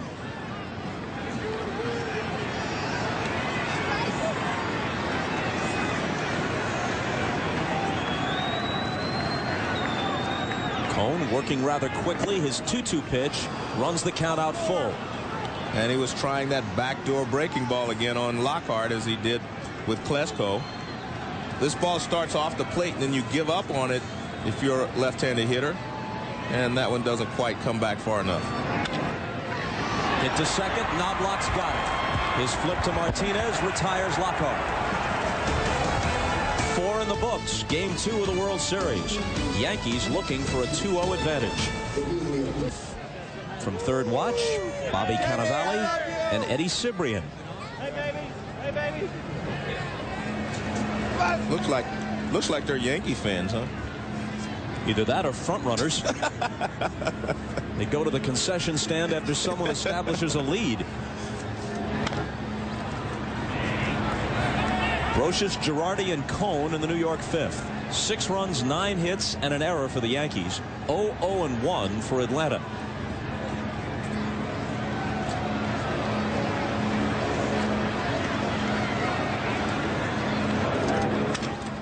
Brosius sounded like he broke his bat. A little bloop down the right field line. It's in there for a hit. He wants 2. Jordan pegs it to second, and Brosius is safe.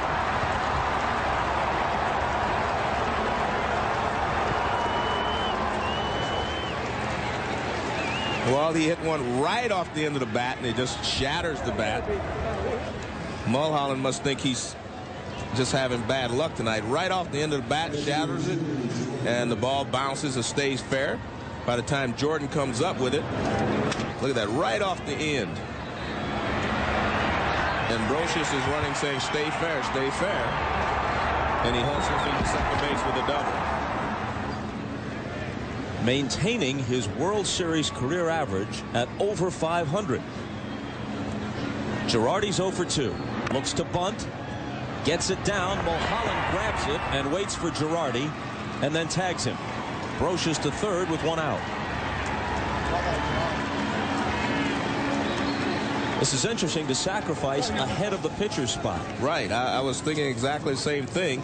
Girardi, pretty good hitter, but he pushes it to the right side. Nice play there by Mulholland to get it before it bounces. And he tags Girardi out. But again, I think Joe is just trying to make sure he adds 1 each inning, Bob, so that you never give the Braves a thought that they can come back in this game. The infield moves in. Cone must have Torrey convinced that he truly can hit.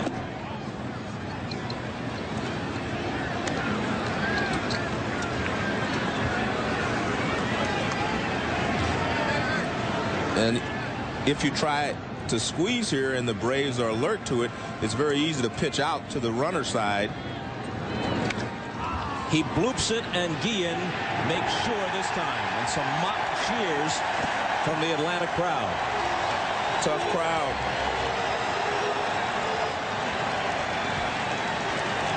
Well, David Cone said it worked the last time. I'll try it again. Ozzie Guillen, usually very sure-handed, but see, backhands this one and makes the catch. This is the time before. See how he tries to catch it with his glove facing up. There's the double play they tried to complete, and Jeter came in to score. They have given the Yankees some help in this ball game. That they have. Here's Knobloch, who singled, walked, stolen a base, and struck out.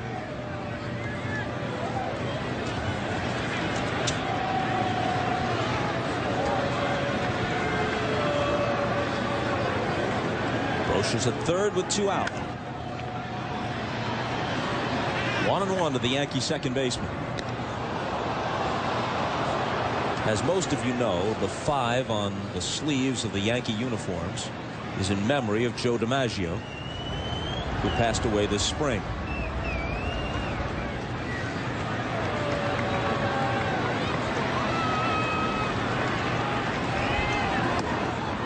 Two and 1.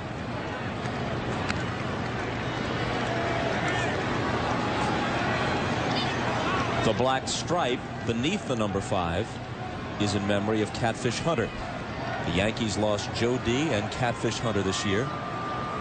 Yogi Berra returned to Yankee Stadium during the same season. Another base hit for Knobloch. Another run for New York. 7-0.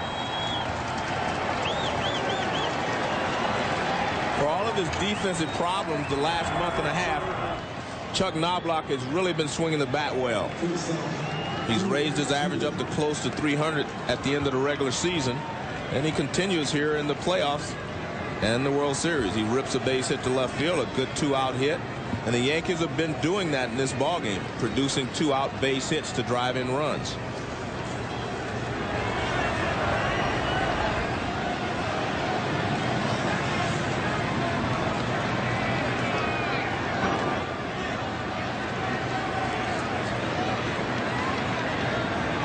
Mulholland to Jeter. Derek has singled, struck out, and doubled.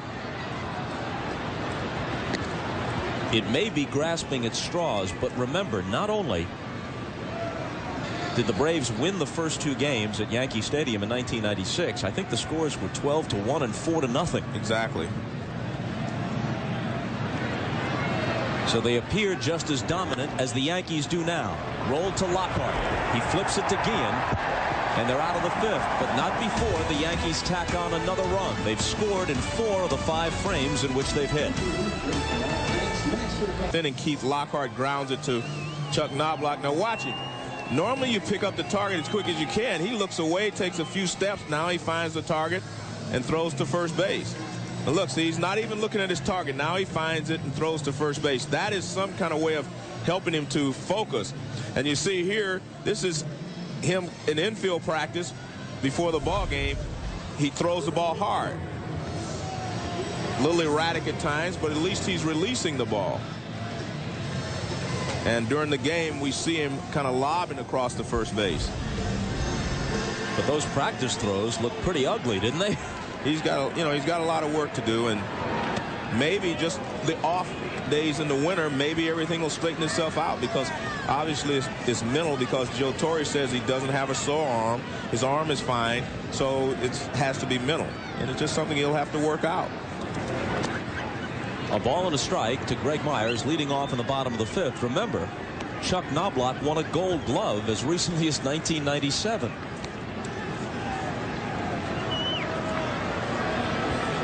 Myers, Andrew Jones, and then likely a pinch hitter here in the 5th. A liner, and there's their first base hit.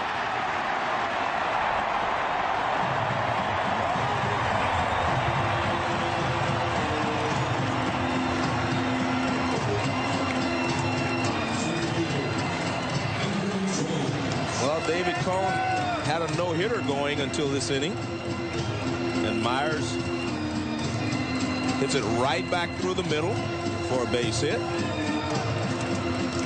And it gives the Braves a start here in the 5th inning. It also makes them, overall, 3 for 41 in the series as a team.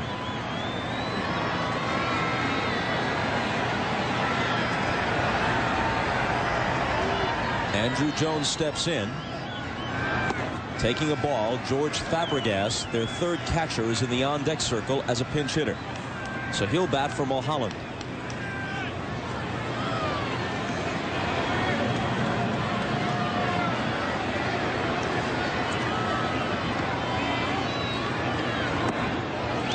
Two and 0 to Jones.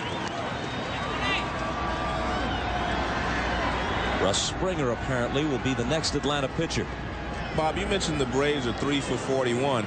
You can't keep that kind of pressure on your starting pitching staff. You can't expect them to go out and pitch a 1-0 game every time out. So you put a lot of pressure on your starters. If the Braves are going to win this World Series, they're going to have to score some runs, because I don't think anyone's going to shut the Yankees down completely. Called strike, 3-1.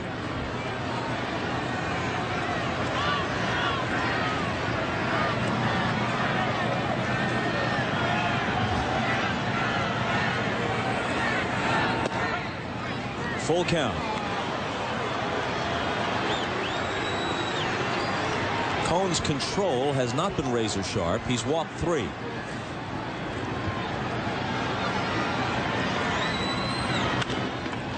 To Brocious. Knobloch for 1. Is his relay true? It is for the double play. And that's when he's at his best. He just gets the ball and releases it at second base. This is a tough turn. He makes a good play here at second base. Watch, he throws the ball right where he gets it from. Now, Brosius starts it. He throws it. Watch, the throw's a little low.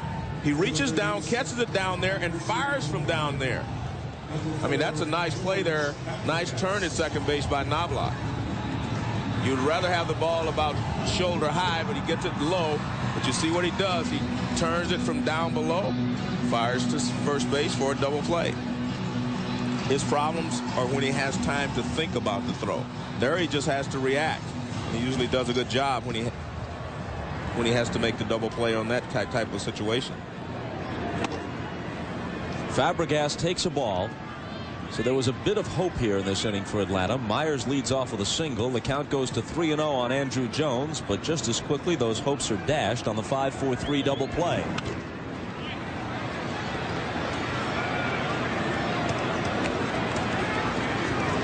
Fabregas spent most of the year with the Marlins. He had only 8 regular season at-bats as a Brave. He hit .199 for the season with 3 home runs.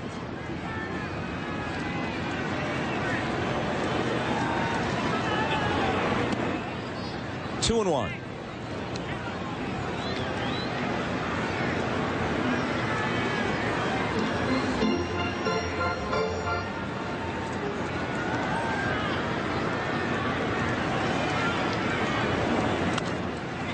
Count levels at 2-2. It doesn't figure to get any easier for Atlanta. Barring a huge comeback here, they go to New York down 0-2 and then have to face Andy Pettitte, who's thrown very well of late. Of course, they'll have Tom Glavine set to go. And he's no slouch himself.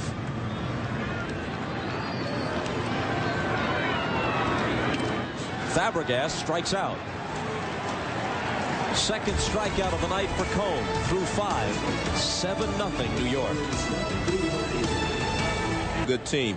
Here's a ground ball is short. Now Knobloch makes the play when he has to. He comes across the bag, gets rid of the ball. That's not an easy turn right there, but he gets it done. Now, when he goes into the dugout, his teammates are all there to congratulate him. Nice job. Good job. I mean, they're all in it together. I mean, this is a close-knit team, and they're always trying to pump each other up. Look at that. I mean, every guy comes over and basically says, nice job, Chuck. And that has to help you. I mean, when you're struggling, whether it's as a hitter or as a defensive player, when you're having problems, they're always going to be there for you. Russ Springer, who began his career in the early 90s with the Yankees, is the new Atlanta pitcher. The Braves are his 6th major league team. He was 2-1 this year with an ERA of about 3.5. And as you see, he's thrown well in the postseason. Here's his 0-1 pitch to Paul O'Neill. Popped out of play. Let's go to Jim Gray. Jim. Well, Bob, Joe Torre must not think 7 runs is enough. He's telling all of his guys, Joe Girardi, who just left, and Tino Martinez, guys, we need some more runs. Let's grind it. Let's keep after it. Bob? Interestingly, this is the first time that Joe's team has begun any postseason series, division, LCS, or World Series, on the road. But the one thing you do, I think Joe feels that 7 runs are enough runs, but what he wants to do is keep his team playing the game. You do not want to sit on this and then try to start it up again on Tuesday in New York. Just keep playing the game the way it's supposed to be played. I think that's what he's trying to do. 2-2. Although this is not a close game at 7-0, and so late inning defensive replacements are less of a question. Remember that Luis Sojo is still not with the club. The Yankees are playing with 24 men. Sojo is in Venezuela. His father passed away a few days ago. A fly ball to left. Gerald Williams lopes over. And that's the first out in the 6th. Torre had said that he would use Sojo as a late inning defensive replacement, but with Sojo gone, he wouldn't use the youngster Clay Bellinger or scramble his infield in any other way. It's Knobloch all the way until Sojo returns. And the way he is playing, at least he's, staying in the ball game. I'm not so sure that Joe will do it at all now. I mean, you've got a player here who's going to be with you for the next 3 or 4 years. You want to build his confidence back up. Bernie Williams finds the hole by the diving Lockhart. It's his second hit of the night.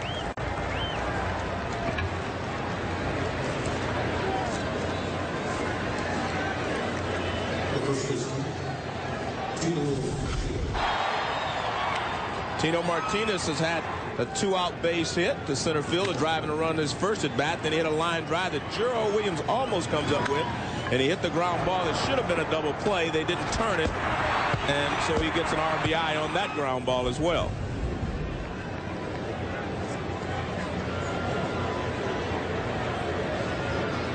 So he's 2 for 3 with a pair of runs driven home, and he takes ball 1.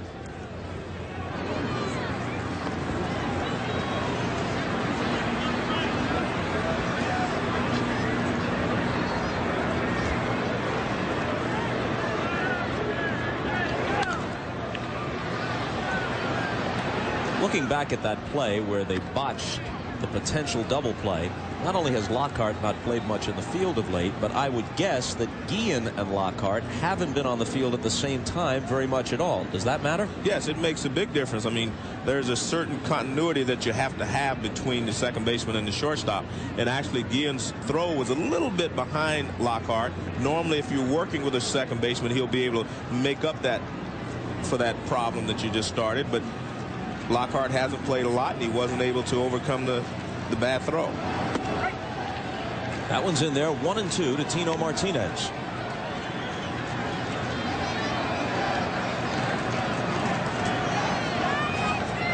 There's Brett Boone, who was, in my opinion, maybe the best at making the double play in the National League. He gets rid of the ball very quickly. Back to Springer. Looks at second, throws it low. Guillen digs it out, but they don't get the double play that seemed a certainty when the ball was first hit. I'm not sure the Braves can play any worse than they're playing tonight. And maybe that's a good sign. They're going to get it all out at once. This is a perfect double play ball. One hop back to Springer, and he throws it in the ground. Guillen tries to make up for his poor throw, but he's off balance, and he throws it away at first base.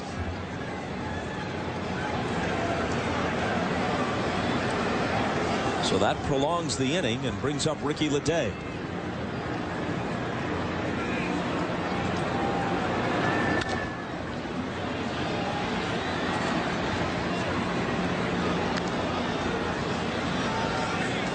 And this is definitely not a typical Atlanta type ball game.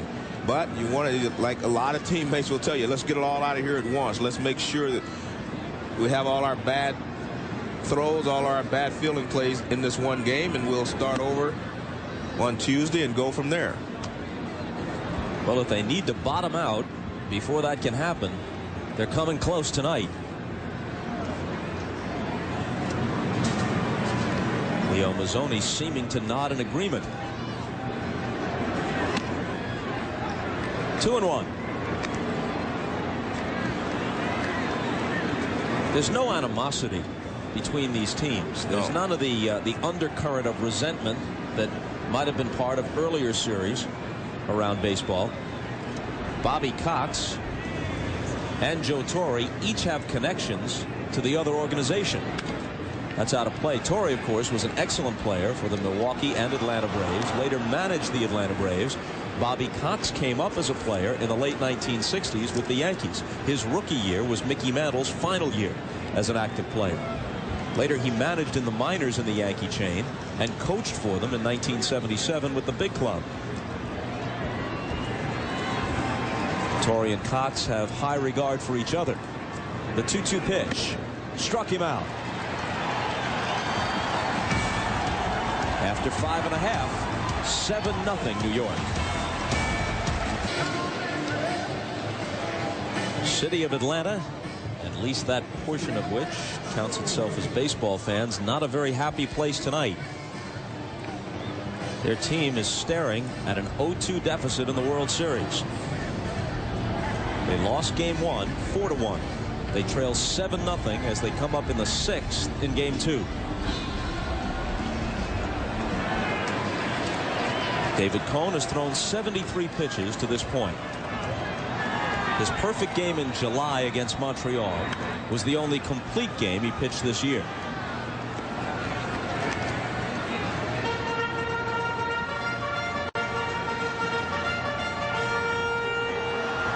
He's working on very long rest. 9 days since his last start.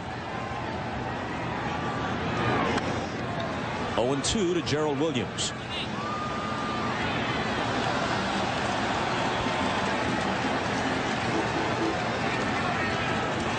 "18 living members of baseball's all-century team are in the ballpark tonight. Some of them may be shaking their heads over some of what they've seen in this game. Not from the Yankees, but from the Braves. Normally a fundamentally sound club that does the little things to help you win games, just as the Yankees do. But tonight has not been a typical Atlanta display." And down goes Gerald Williams, chasing one out of the strike zone. Tomorrow's an off day. Game 3 Tuesday night from the Bronx, 8 o'clock Eastern Time. Andy Pettitte will pitch for New York, and Tom Glavine is slated to go for Atlanta.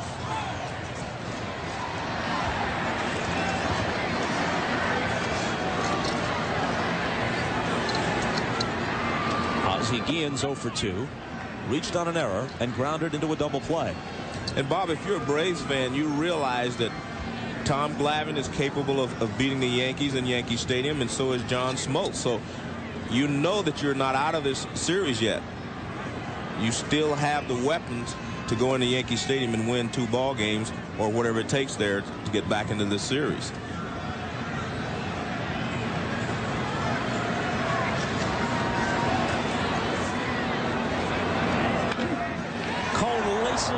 I meant to say Guillen laces one off Cone to Knobloch, who makes the catch.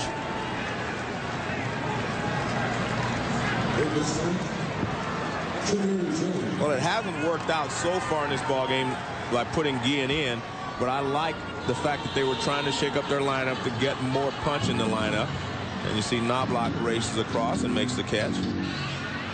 Here's Knobloch. He got a good jump on the ball. Made it look easy.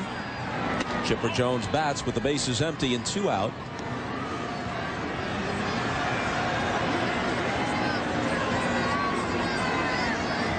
Oh for 1 with a walk tonight. 2-0 the count.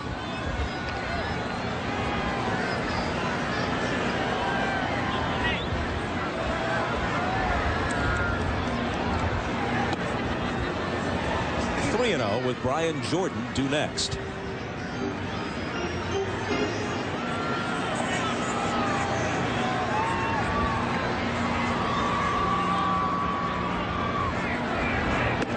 Taking all the way, and that's a strike.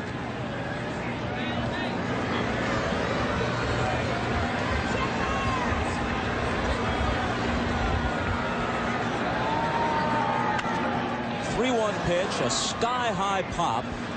Brocious behind third to take it. The Yankee starter last night, Orlando Hernandez, allowed 1 hit through 7 innings of work.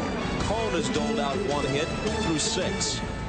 Yankees have 7 runs on 12 hits. Joe, the best pitch thrown by a Brave tonight might have been the one thrown by Hank Aaron, who threw out the ceremonial first pitch. Well, everything has gone downhill for the Braves since then. But again, they may be able to get this out of their system tonight. Play the worst game that you can possibly play, and then you can only go up. But I still think that the Braves have enough confidence in their ability that they're still going to make this a good series.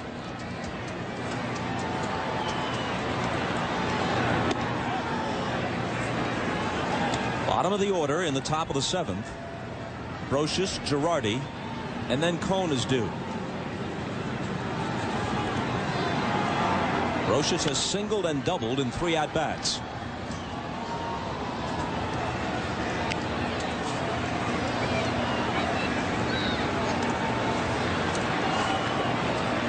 Millwood was the starter. He wasn't around long. It was his shortest outing of the season, 2 innings plus.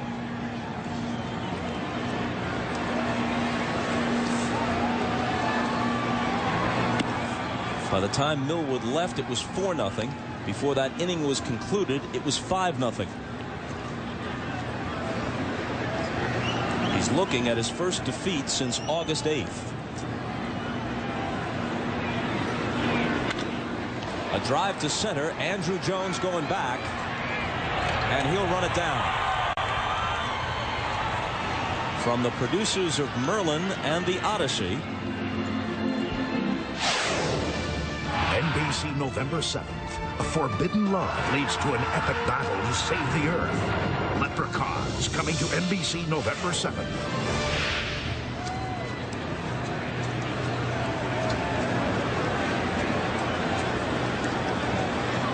So that would be Leprechauns on November 7th. Set your VCR, Joe. I'll probably be at home watching. Baseball season's over. You deserve a rest. Girardi.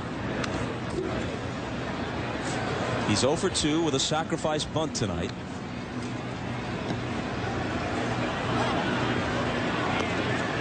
The Braves are looking for Russ Springer to suck up some innings here.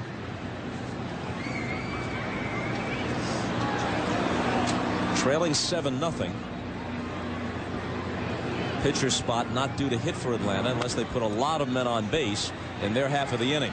Ryan Jordan coming in toward the line into foul ground along with Lockhart.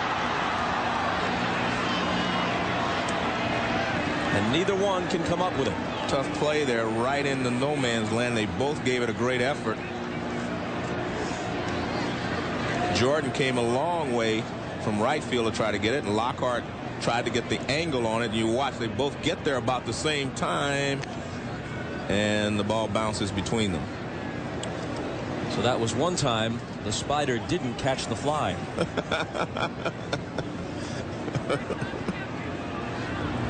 As in Spider Lockhart, right? For those of you just joining us, that's correct. 2-2.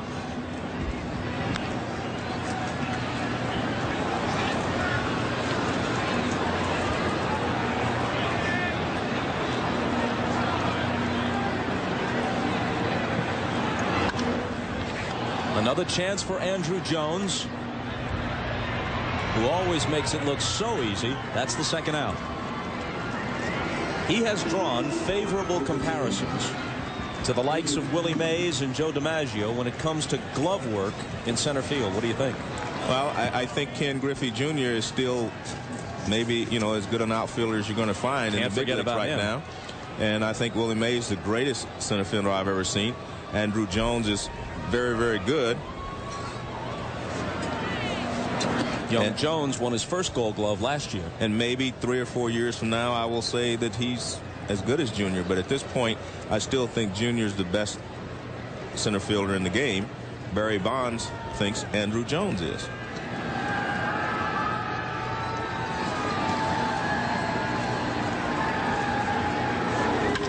Cone lines one to center, and Jones almost misplayed it, but he records all 3 putouts in the inning. In addition to his pitching, Cone has looked respectable at the plate. Coverage of the 1999 World Series is brought to you by John Hancock, official sponsor of Major League Baseball, by Chevrolet Trucks, the most dependable, longest-lasting trucks on the road, and by Daytech Online.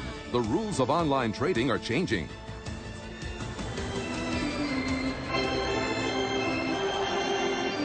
Stretch time in Atlanta, but it's quite a stretch to see the Braves getting back in this game.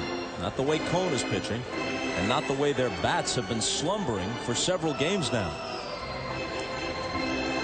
The 10-9 Game 6 in the LCS notwithstanding, this is a team hitting well beneath 200 in the League Championship Series and the World Series combined. They have 3 hits in this World Series through 15 innings.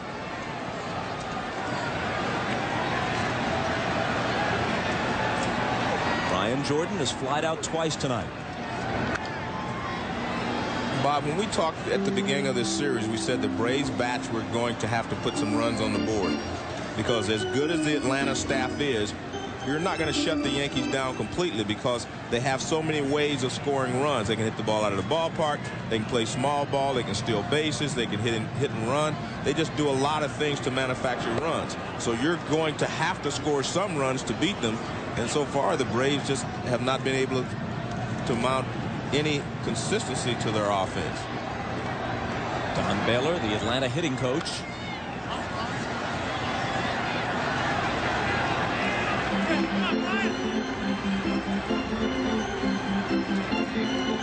Texas had one of the most potent offenses in baseball. They couldn't figure the Yankees out in 3 games. The Red Sox, by and large, didn't score much except for the one game against Clemens when they shelled him at Fenway. And that was probably the game where they needed at least with Pedro Martinez pitching. So the Braves have company. Clemens will pitch game 4 at Yankee Stadium against John Smoltz.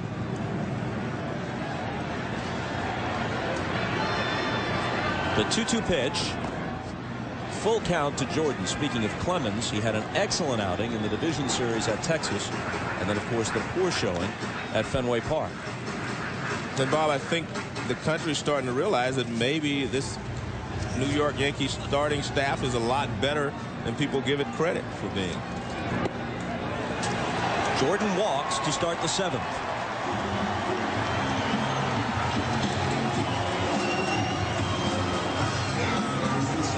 That's the 4th walk issued by David Cone.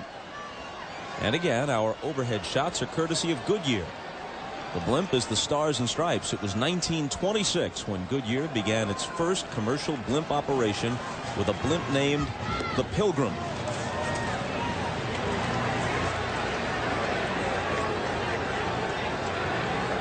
When you watch the New York Yankees pitching staff, it doesn't look like collectively that they do anything special, except they seem to be able to stay off the big part of the bat. You know, whether that was against Texas, mostly against Boston, and especially here against the Braves. It seems that they're either jamming them or they're out in front, but they're not getting the ball on the big part of the bat. And that's what pitching is all about, keeping hitters off balance. Cone's 1-1 to Klesko, and he's ahead of him 1-2. But even that pitch there, Bob, you can see it started on the inside part of the plate, and by the time it got to him, it's off the plate. Now, how do you get to this pitch? See what I mean? That ball's off the plate.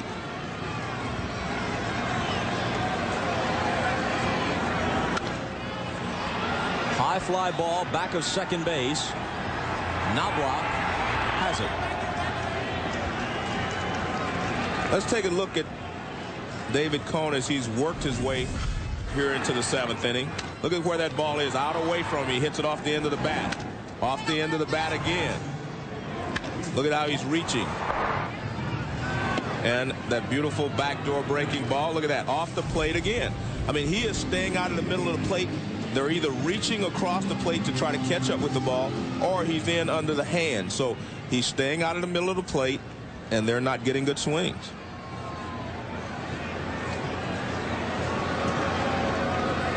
Keith Lockhart's 0 for 2. And has had a couple of misadventures in the field. Ball 1 to him.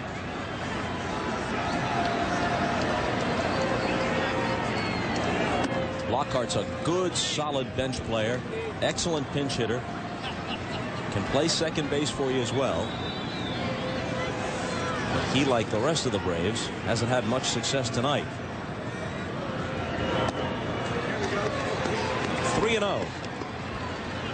Kevin McGlinchey, last seen at the end of the 15-inning marathon, game 5 of the LCS at Shea Stadium, begins to get ready in the Atlanta bullpen.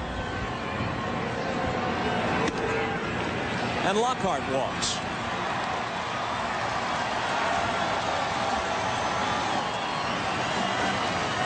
Still nobody throwing in the Yankee bullpen.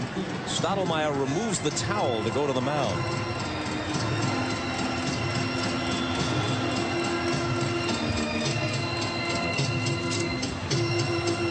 Well, I think what you'll see is David Cone will let him know whether he thinks he's tiring. When you're a veteran pitcher, you have a good rapport with your pitching coach, and you'll let him know that you're starting to tire a little bit, or I feel good, I'm just missing my spots, and you'll let him know whether he needs to get somebody up in the bullpen. And I guess they do. Ramiro Mendoza goes down to get loose in the bullpen.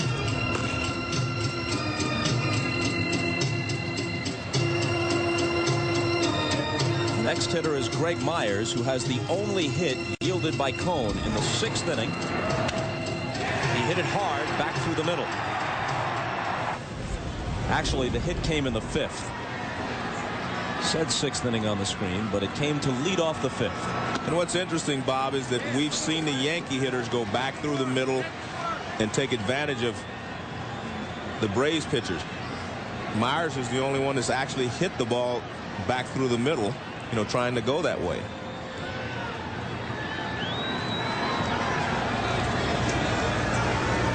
As well as Cone is pitching tonight, it's worth mentioning there's at least a chance that this is his last game as a Yankee. It's possible the rotation won't come around to him again in this series, and his contract is up at the end of the year. He makes in the vicinity of $8 million a season, and the Yankees have to decide if they want to reinvest that kind of money in him. What with the money it will take to sign a Derek Jeter, a Mariano Rivera, the other players on their roster. Even the Yankees don't have an unlimited budget. You sure? He's got a very high payroll. I don't think it's unlimited. Huh? Did you hear the story about Sarah Ferguson, the Duchess of York? She met George Steinbrenner at some function in New York this year, and she said to him, "I don't know who you are, but you're obviously a very successful man. Good luck in whatever it is you do." Myers lifts it to center. Bernie Williams goes back to take it. Brian Jordan tags, advances to third. Lockhart remains at first with 2 outs. Well, Bob, I think there are a lot of decisions to be made. I think David Cone has to make a decision on how important it is for him to remain a Yankee. And maybe he's willing to take a pay cut to remain in New York. And, you know, as long as they're going to accommodate him as far as the rotation is concerned. So I think that's a situation where I think both parties have to look at it and try to work it out. Because I think David Cone wants to remain in New York. Yeah, everything's relative. You're making $8 million a year. You take a pay cut. They still don't have to throw any benefits for you. Ball 1 to Andruw Jones. And then the team can say, well, we do not have an unlimited budget. We do make some cuts here and there. But as you said, Derek Jeter is in line for a large pay raise. That's a strike. 1-1.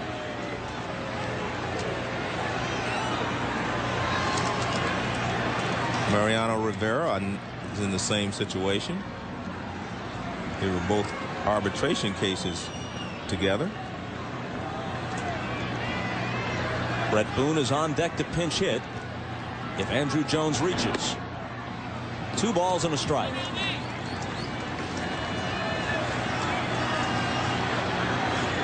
Cone has walked 5. He himself has made an error, but the Braves still have only 1 hit. 3-1 the count. And Andruw Jones has a chance here to get the Braves right back in the ball game.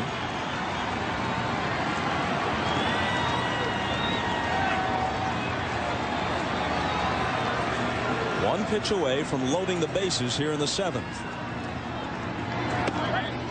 But that's in there, full count. There's a good pitch there by David Cone. 3-1. Andruw Jones probably looking for a fastball middle of the plate in, and Cone hits the outside edge. Again, he's trying to stay away from the big part of the bat.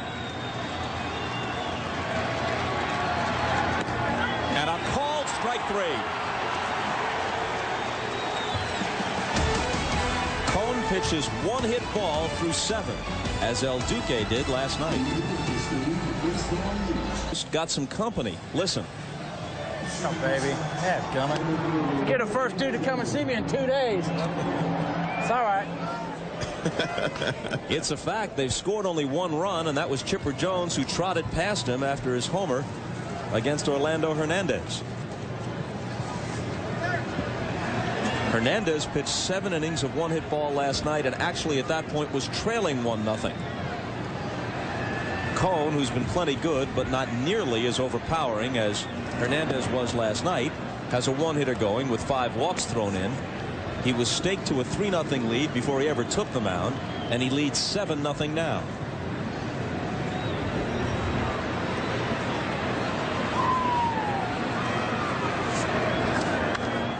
Chuck Knobloch pops one to the right side.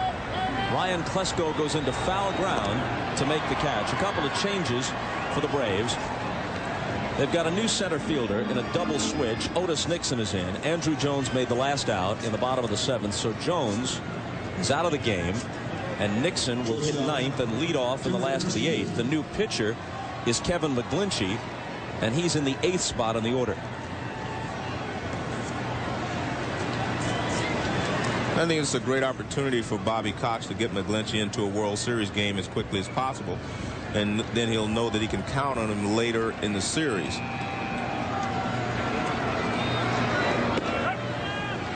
Even though McGlinchey took the loss in Game 5 on Robin Ventura's grand slam single, his pitching coach Leo Mazzoni says of him, he is absolutely not scared. He wants the ball. He wanted it that night, and he wants it the next time. Roll to the right side. Klesko comes up with it and beats Jeter to the bag.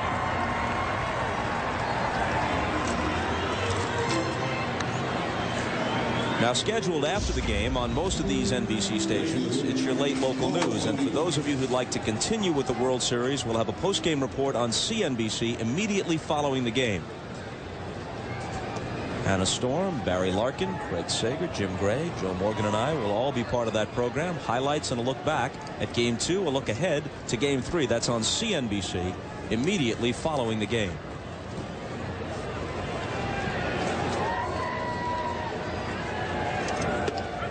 A strike to Paul O'Neill. John Smoltz, the Game 4 starter, he's just getting some work in. They have used him in relief in this postseason, but not tonight, not in this situation. Well, Bobby has to be careful simply because Glavine is supposed to pitch Game 3, but what if he can't go in Game 3? You want to have a rested John Smoltz to take his place if Glavine is not available for Game 3. O'Neill's 1 for 4. Tips it back into Meyer's glove for strike 2. Here's Glavine. Earlier today, late this afternoon, throwing. Then, after getting this bit of work in, he went back home and he's watching the game on television. He began feeling ill on Friday with that stomach virus, was unable to answer the bell for Game 1. Maddox took his start. He is expected to start on Tuesday. He was feeling better already today, and there's every reason to expect that with a day off tomorrow, he'll be okay for Game 3. McGlinchey didn't feel ill at the start of the game. He might have by the time he left, not to say Millwood, as he looks on from the dugout.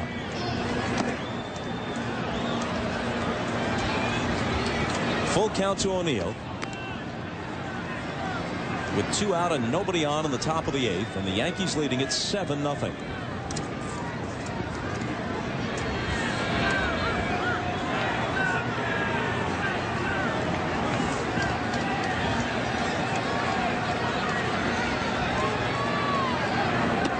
And he walks it.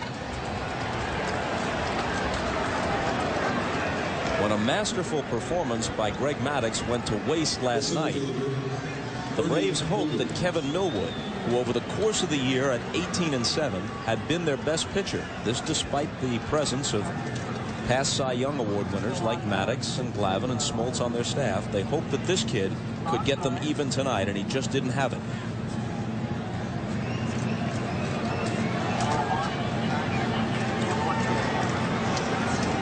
Bernie Williams is 2 for 3 with an intentional walk. Called strike 1. What does it say to you that Millwood after being knocked out in the third, has stayed in the dugout with his teammates. He hasn't gone back to the clubhouse and showered and dressed. Well, I think he's watching the Yankee hitters. He thinks he's going to get another opportunity to pitch, so he wants to watch and see if McGlinchey or even Mulholland, anyone was able to find a weakness in some of these hitters. I mean, you can watch and see from the bench. You can see when a guy's a little late on a fastball in, or whether he's early on a breaking ball in. You can see those things very well from the bench. And the 0-2 pitch. Way high and outside.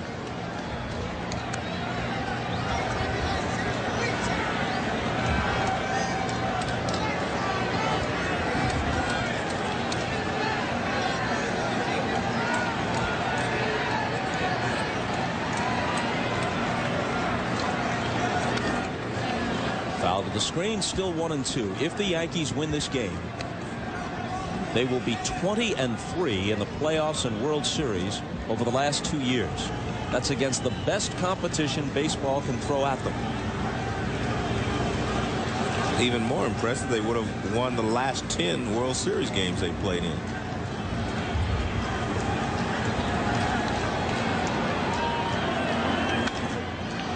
How to play again. On the other hand, the Braves are looking at a 6-game World Series losing streak.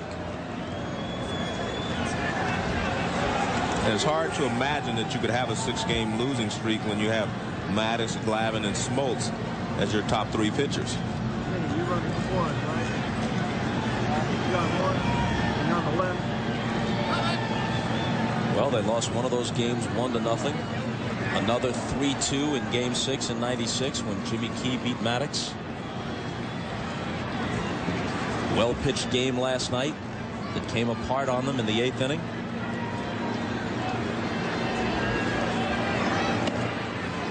Off the outside edge, 2-2.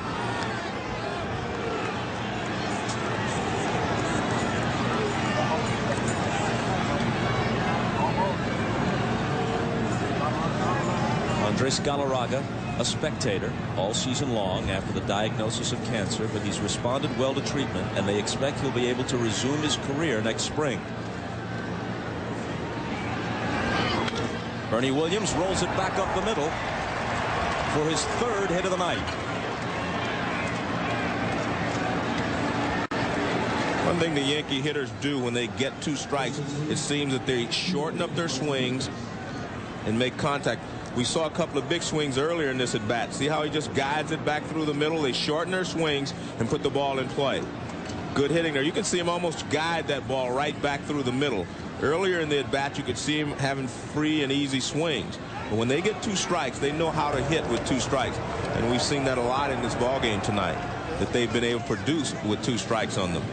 And a lot of times the hitting instructor, Chris Chambliss, preaches, you know, shorten up on your swing and go back through the middle. And we've seen them do that very successfully tonight. Like the Braves hitting coach Don Baylor, Chambliss has been mentioned in connection with a couple of managerial openings.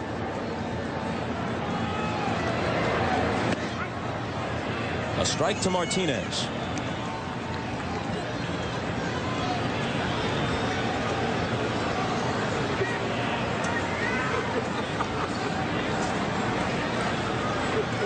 The Yankees have 13 hits to Atlanta's 1. 1-1. Kevin McGlinchey on the mound finds himself in the World Series in his rookie year in the majors. He went 7-3 this season, and his ERA was under 3. He's 22 years old, 6'5" and 220. And he's ahead of Martinez, a ball and 2 strikes. Baseball is a funny game, Bob. You're talking about him being as a rookie, being in the World Series his first year in the major leagues. Ernie Banks, one of the all-century players, played his entire career with the Cubs and never reached the World Series. And the great Ted Williams only played in 1. So you're pretty lucky if you get a chance to play in several World Series during your career. And he fans Martinez, who tipped it back into Myers' glove. To the bottom of the 8th. It's all New York tonight. Away, Mel Stottlemyre, after conferring with David Cone, you see him make that signal to Joe Torre. indicating that Cone is done, and in fact he heads for the clubhouse. 7 innings, 1 hit, 5 walks, 4 strikeouts for Cone. He threw 109 pitches while he was in there, and now it's Ramiro Mendoza. And he has really been pitching well once he got on track. And everyone on the Yankees says as long as he stays on top of the ball, he has an excellent sinker. When he drops down a little bit, the ball seems to straighten out. He'd be in the starting rotation of almost any other team. Maybe not the Braves, and obviously not the Yankees, but most other clubs in the big leagues. He was the winner of Game 3 at San Diego in last year's World Series. For the regular season, he went 9-9 for New York.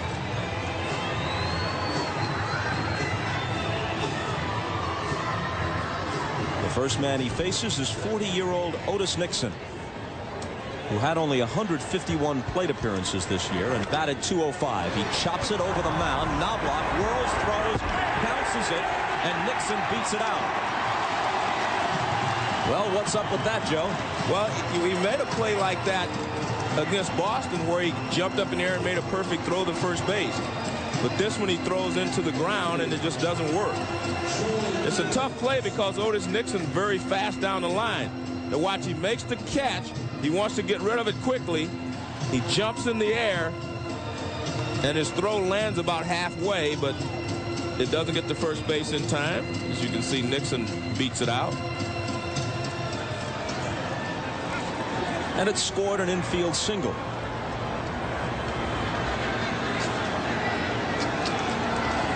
Nixon is still plenty fast.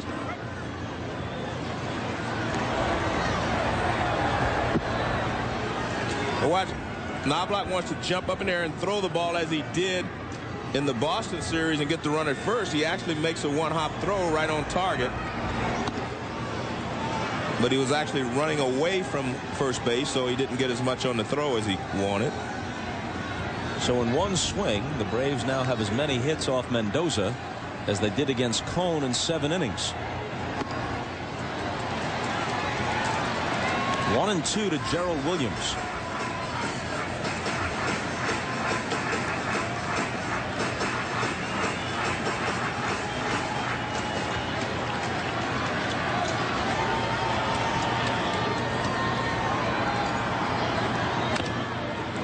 Tapped foul at the plate.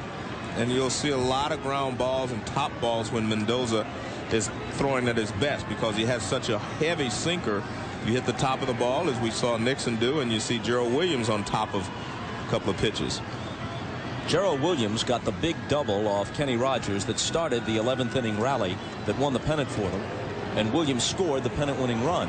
But apart from that, he hasn't been on base much lately at the top of the order.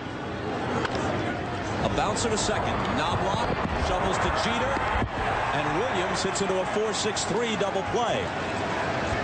One reason, certainly not the sole reason, but one reason why the Braves are struggling to score is that their leadoff man is 2 for his last 29.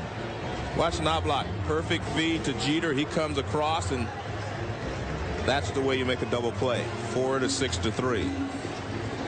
Perfect timing there. You can tell they've worked together a lot on that particular play.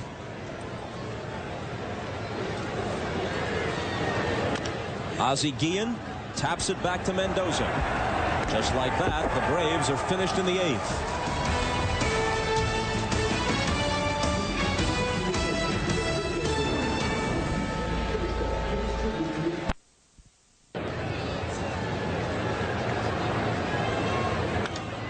Girardi is the only Yankee non-pitcher without a hit tonight. He's 0 for 3 with a sacrifice.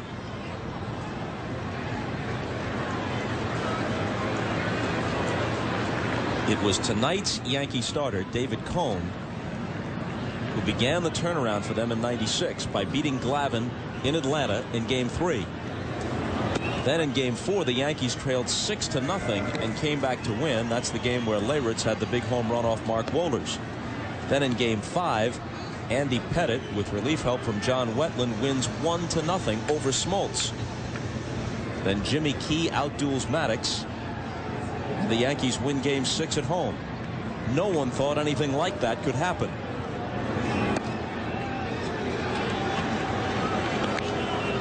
And the 4-0 defeat by Maddox in Game 2 of that series is the last time the Yankees have lost the World Series game.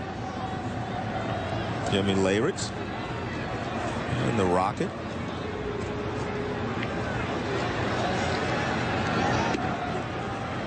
Two and two to Girardi.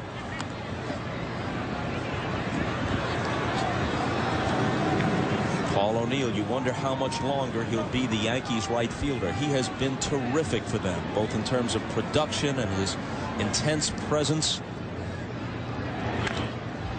Bounce to third, short hop by Chipper Jones. Can he find the handle in time? Yes.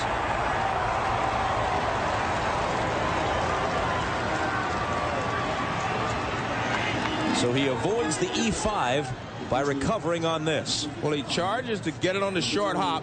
Can't make the short hop, but he stays with it, grabs it, and he fires a strike to first base.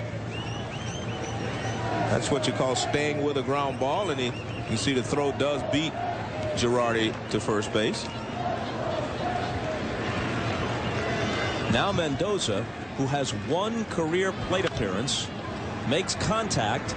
Lockhart takes it and throws him out.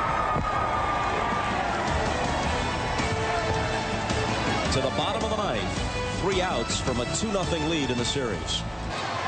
Thanks again to the crew of the Goodyear Blimp Stars and Stripes for the view of tonight's game they've provided from overhead. 51,226 were here at the start. Less than half of that remaining as the Braves come up in the bottom of the ninth, trailing 7-0.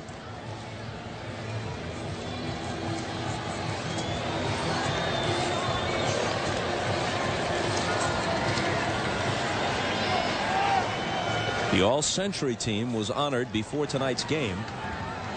It's doubtful that Lefty Grove, Christy Mathewson, Sandy Koufax, or Bob Gibson could have held the Braves any more in check than Yankee pitching has through the first 2 games. Might have a few more strikeouts. There are a lot of zeros on that sheet.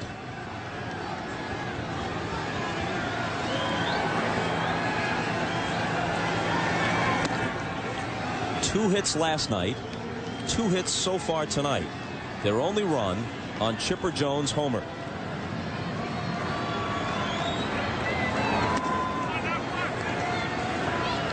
Of the 2 hit tonight, 1 was hit sharply. A line single to center by the catcher Greg Myers. The other was an infield hit by Otis Nixon. And there's their 3rd hit as Chipper Jones takes one through the box.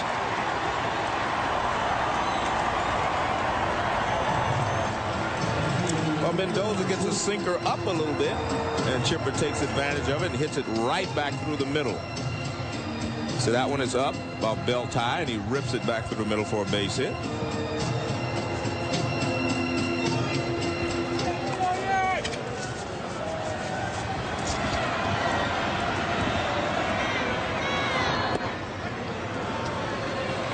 Strike 1 to Jordan. He's flied out twice and walked. So far in this series, first 2 games, Bob, they have pitched Brian Jordan away, and they've had him reaching for pitches. We've seen him hit a couple of balls off the end of the bat and just not be able to have a good swing at a pitch.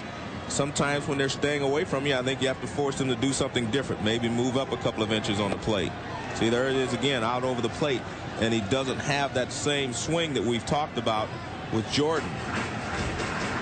See where Girardi's set up? Everything has been out there 90% of the time. Cone made a mistake in his second at bat, but he wasn't able to hit the ball out of the ballpark. Actually, it was his first at bat. There it is again. A little number charged by Brocious. Quick throw. Got him.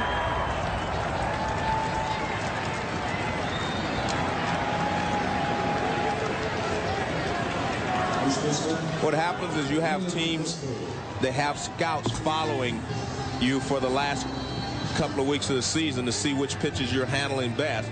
Nice play here by Brocious. And I talked to Gene Michaels before the ballgame. He said they had 2 guys on each team, not 1. They had 2. So that, you know, if someone else, you know, saw something different than he did,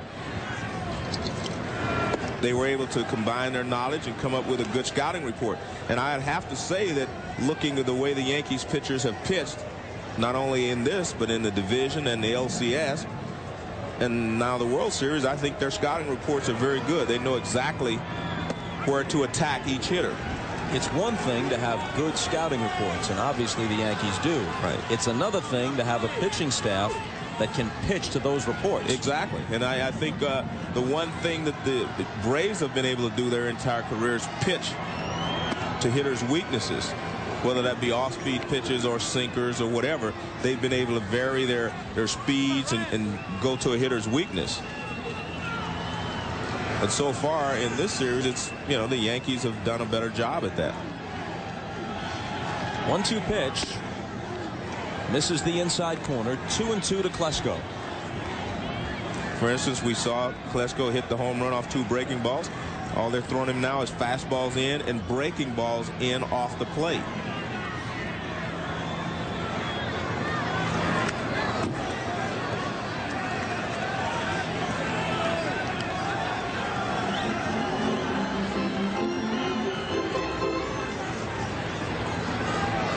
Stanton in the Yankee bullpen, just in case things get completely out of hand here. Klesko hits one in the air to right. O'Neill is there to take it. Fastball in on his fist again. While we have a chance, this play of the game is brought to you by Merrill Lynch. There's a new way to work with Merrill Lynch, and that's any way you want. This is the hit by Paul O'Neill off a 1-2 curveball from Kevin Millwood that produced the game's first run. The first 3 Yankees all singled. That made it 1-0. By the time the top half of the first was over, it was 3-0, and it's only gotten worse for Millwood and the Braves since.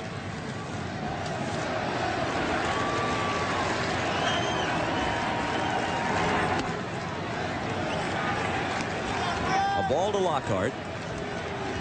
Mendoza an out away from completing a 2-inning stint, but obviously it was not a save situation. A 7-0 game when he entered. The carnage was over by the top of the 5th. The Yankees haven't scored since then. 3 in the first, 2 in the third, 1 in both the 4th and 5th for a 7-0 lead. 3-0.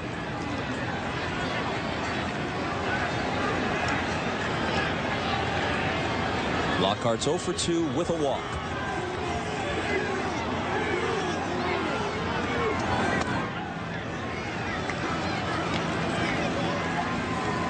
Obviously taking all away and might be taking another one here on 3-1.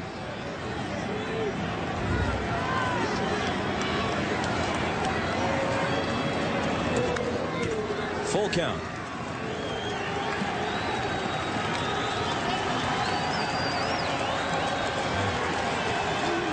Base hit would allow the Braves to avoid the shutout. I assume those are Yankee fans standing up with 2 strikes.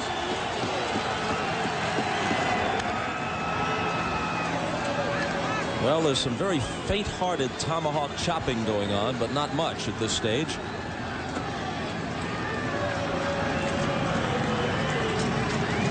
This is too good a team to go this quietly. We'll see what happens when we get to the Bronx. He walks.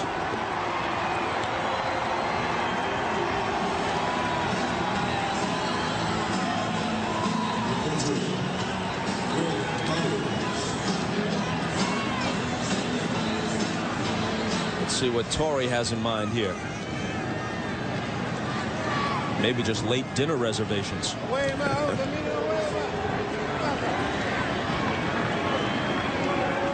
Just checking the lineup card. Here's Greg Myers. He's walked, singled, and fly to center. Cuts and misses.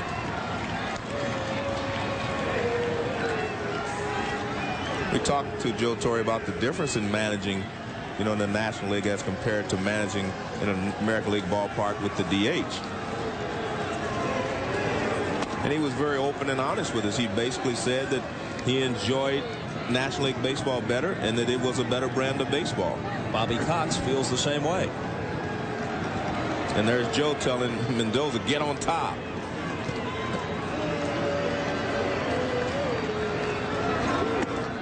See, he's not on top right there, and you see the movement of his ball is a little different. It's kind of flat. It's tailing a little bit, but it's flat. And watch where he throws this from. See, that's 3/4, not even a good 3/4. And they say he's most effective when he gets on top of his sinker. Myers hits it right through the wickets into center field and produces a run.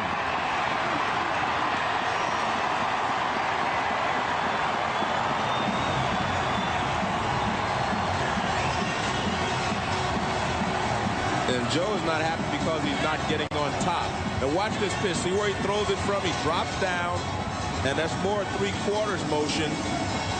And he wants him to get a little bit more on top, but that ball there is smashed right back through the middle.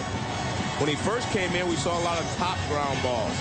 Now you see them hitting a few hard ground balls. So Joe goes to the bullpen, and we go to commercial. Not as much movement or sink action on his fastball, sinking action on his fastball.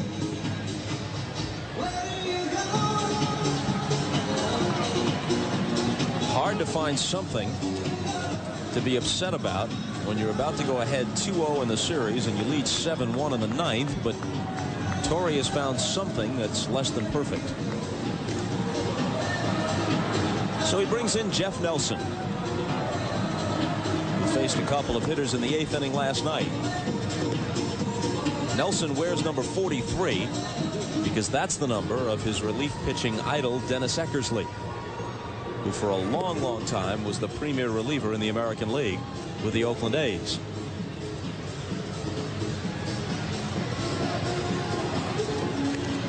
So Mendoza might be the only glum New York Yankee tonight. Well, but he'll get over it because, you know, all he's concerned with is the team winning. He would have rather have been able to do the job for the team, but, you know, he knows that he's going to get another opportunity to pitch in the World Series. And he knows that he did a great job in the LCS for the Yankees. He helped them get here to the World Series. Pitcher's spot on the order is due. It's the 8th slot. As David Cone pitched the first 7 and yielded only 1 hit. He's going to get his 2nd career World Series victory against no defeats.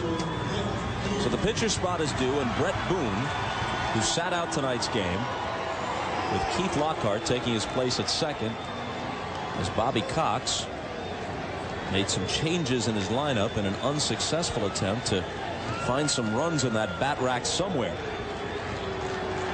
So Boone's the pinch hitter with 2 outs in the 9th.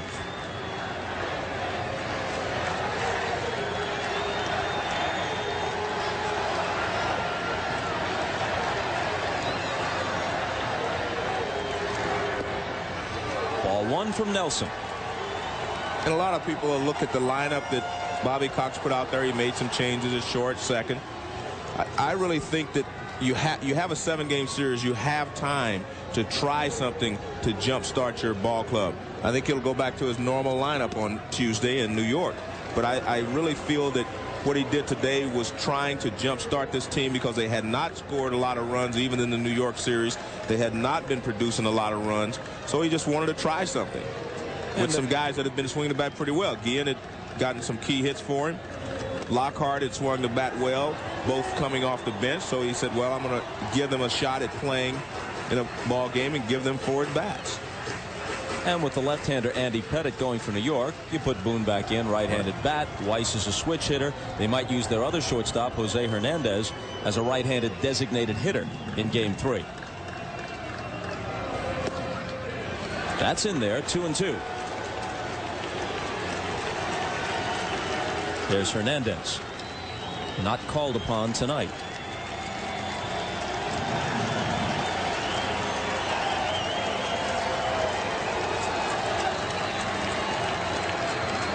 And the 2-2 pitch.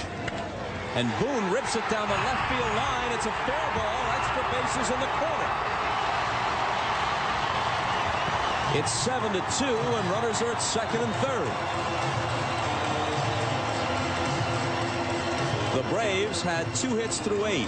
They have 3 hits in the ninth. Well, it may be too late for this ball game, but at least they're building some confidence to know that they can score some runs. This is breaking ball that Boone rips down the left field line, goes into the corner.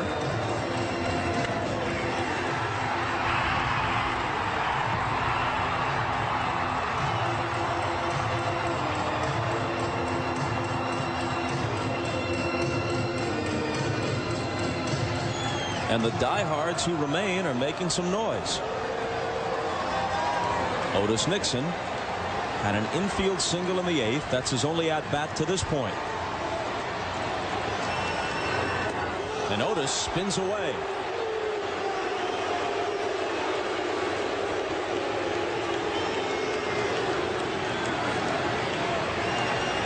And if you're the Braves, all you want to do is make sure you give the Yankees a good finish here and give them something to think about when you go to New York.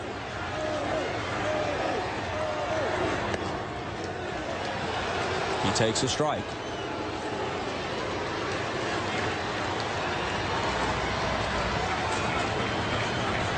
Rivera is just a spectator, hands on hips, and the same could be said of Mike Stanton, the lefty.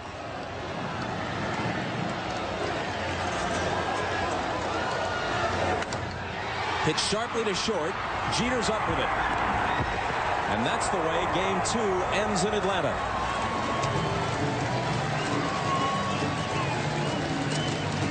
Two runs in the bottom of the ninth for the Braves.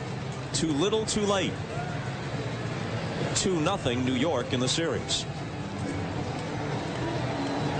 Of course, the Yankees are comfortable going back to New York with a 2-0 series lead, but I think the Braves will find out what they're made of. They'll go to New York on Tuesday, and I expect them to come out with a different attitude, a different approach. I think they're going to have to make some adjustments to what they've seen the Yankees pitchers do to them. And tonight's Chevrolet Player of the Game is David Cone. So now the Braves will look to do the very thing the Yankees did to them 3 Octobers ago.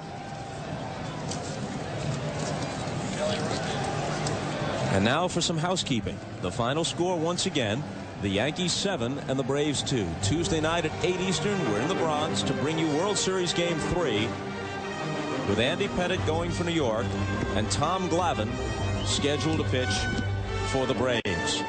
A look back here at some of the ceremony before the game honoring the All-Century team. So coming up next on most of these NBC stations, it's your late local news. For those of you who'd like to continue with our World Series coverage, tune to CNBC right now for the post-game report.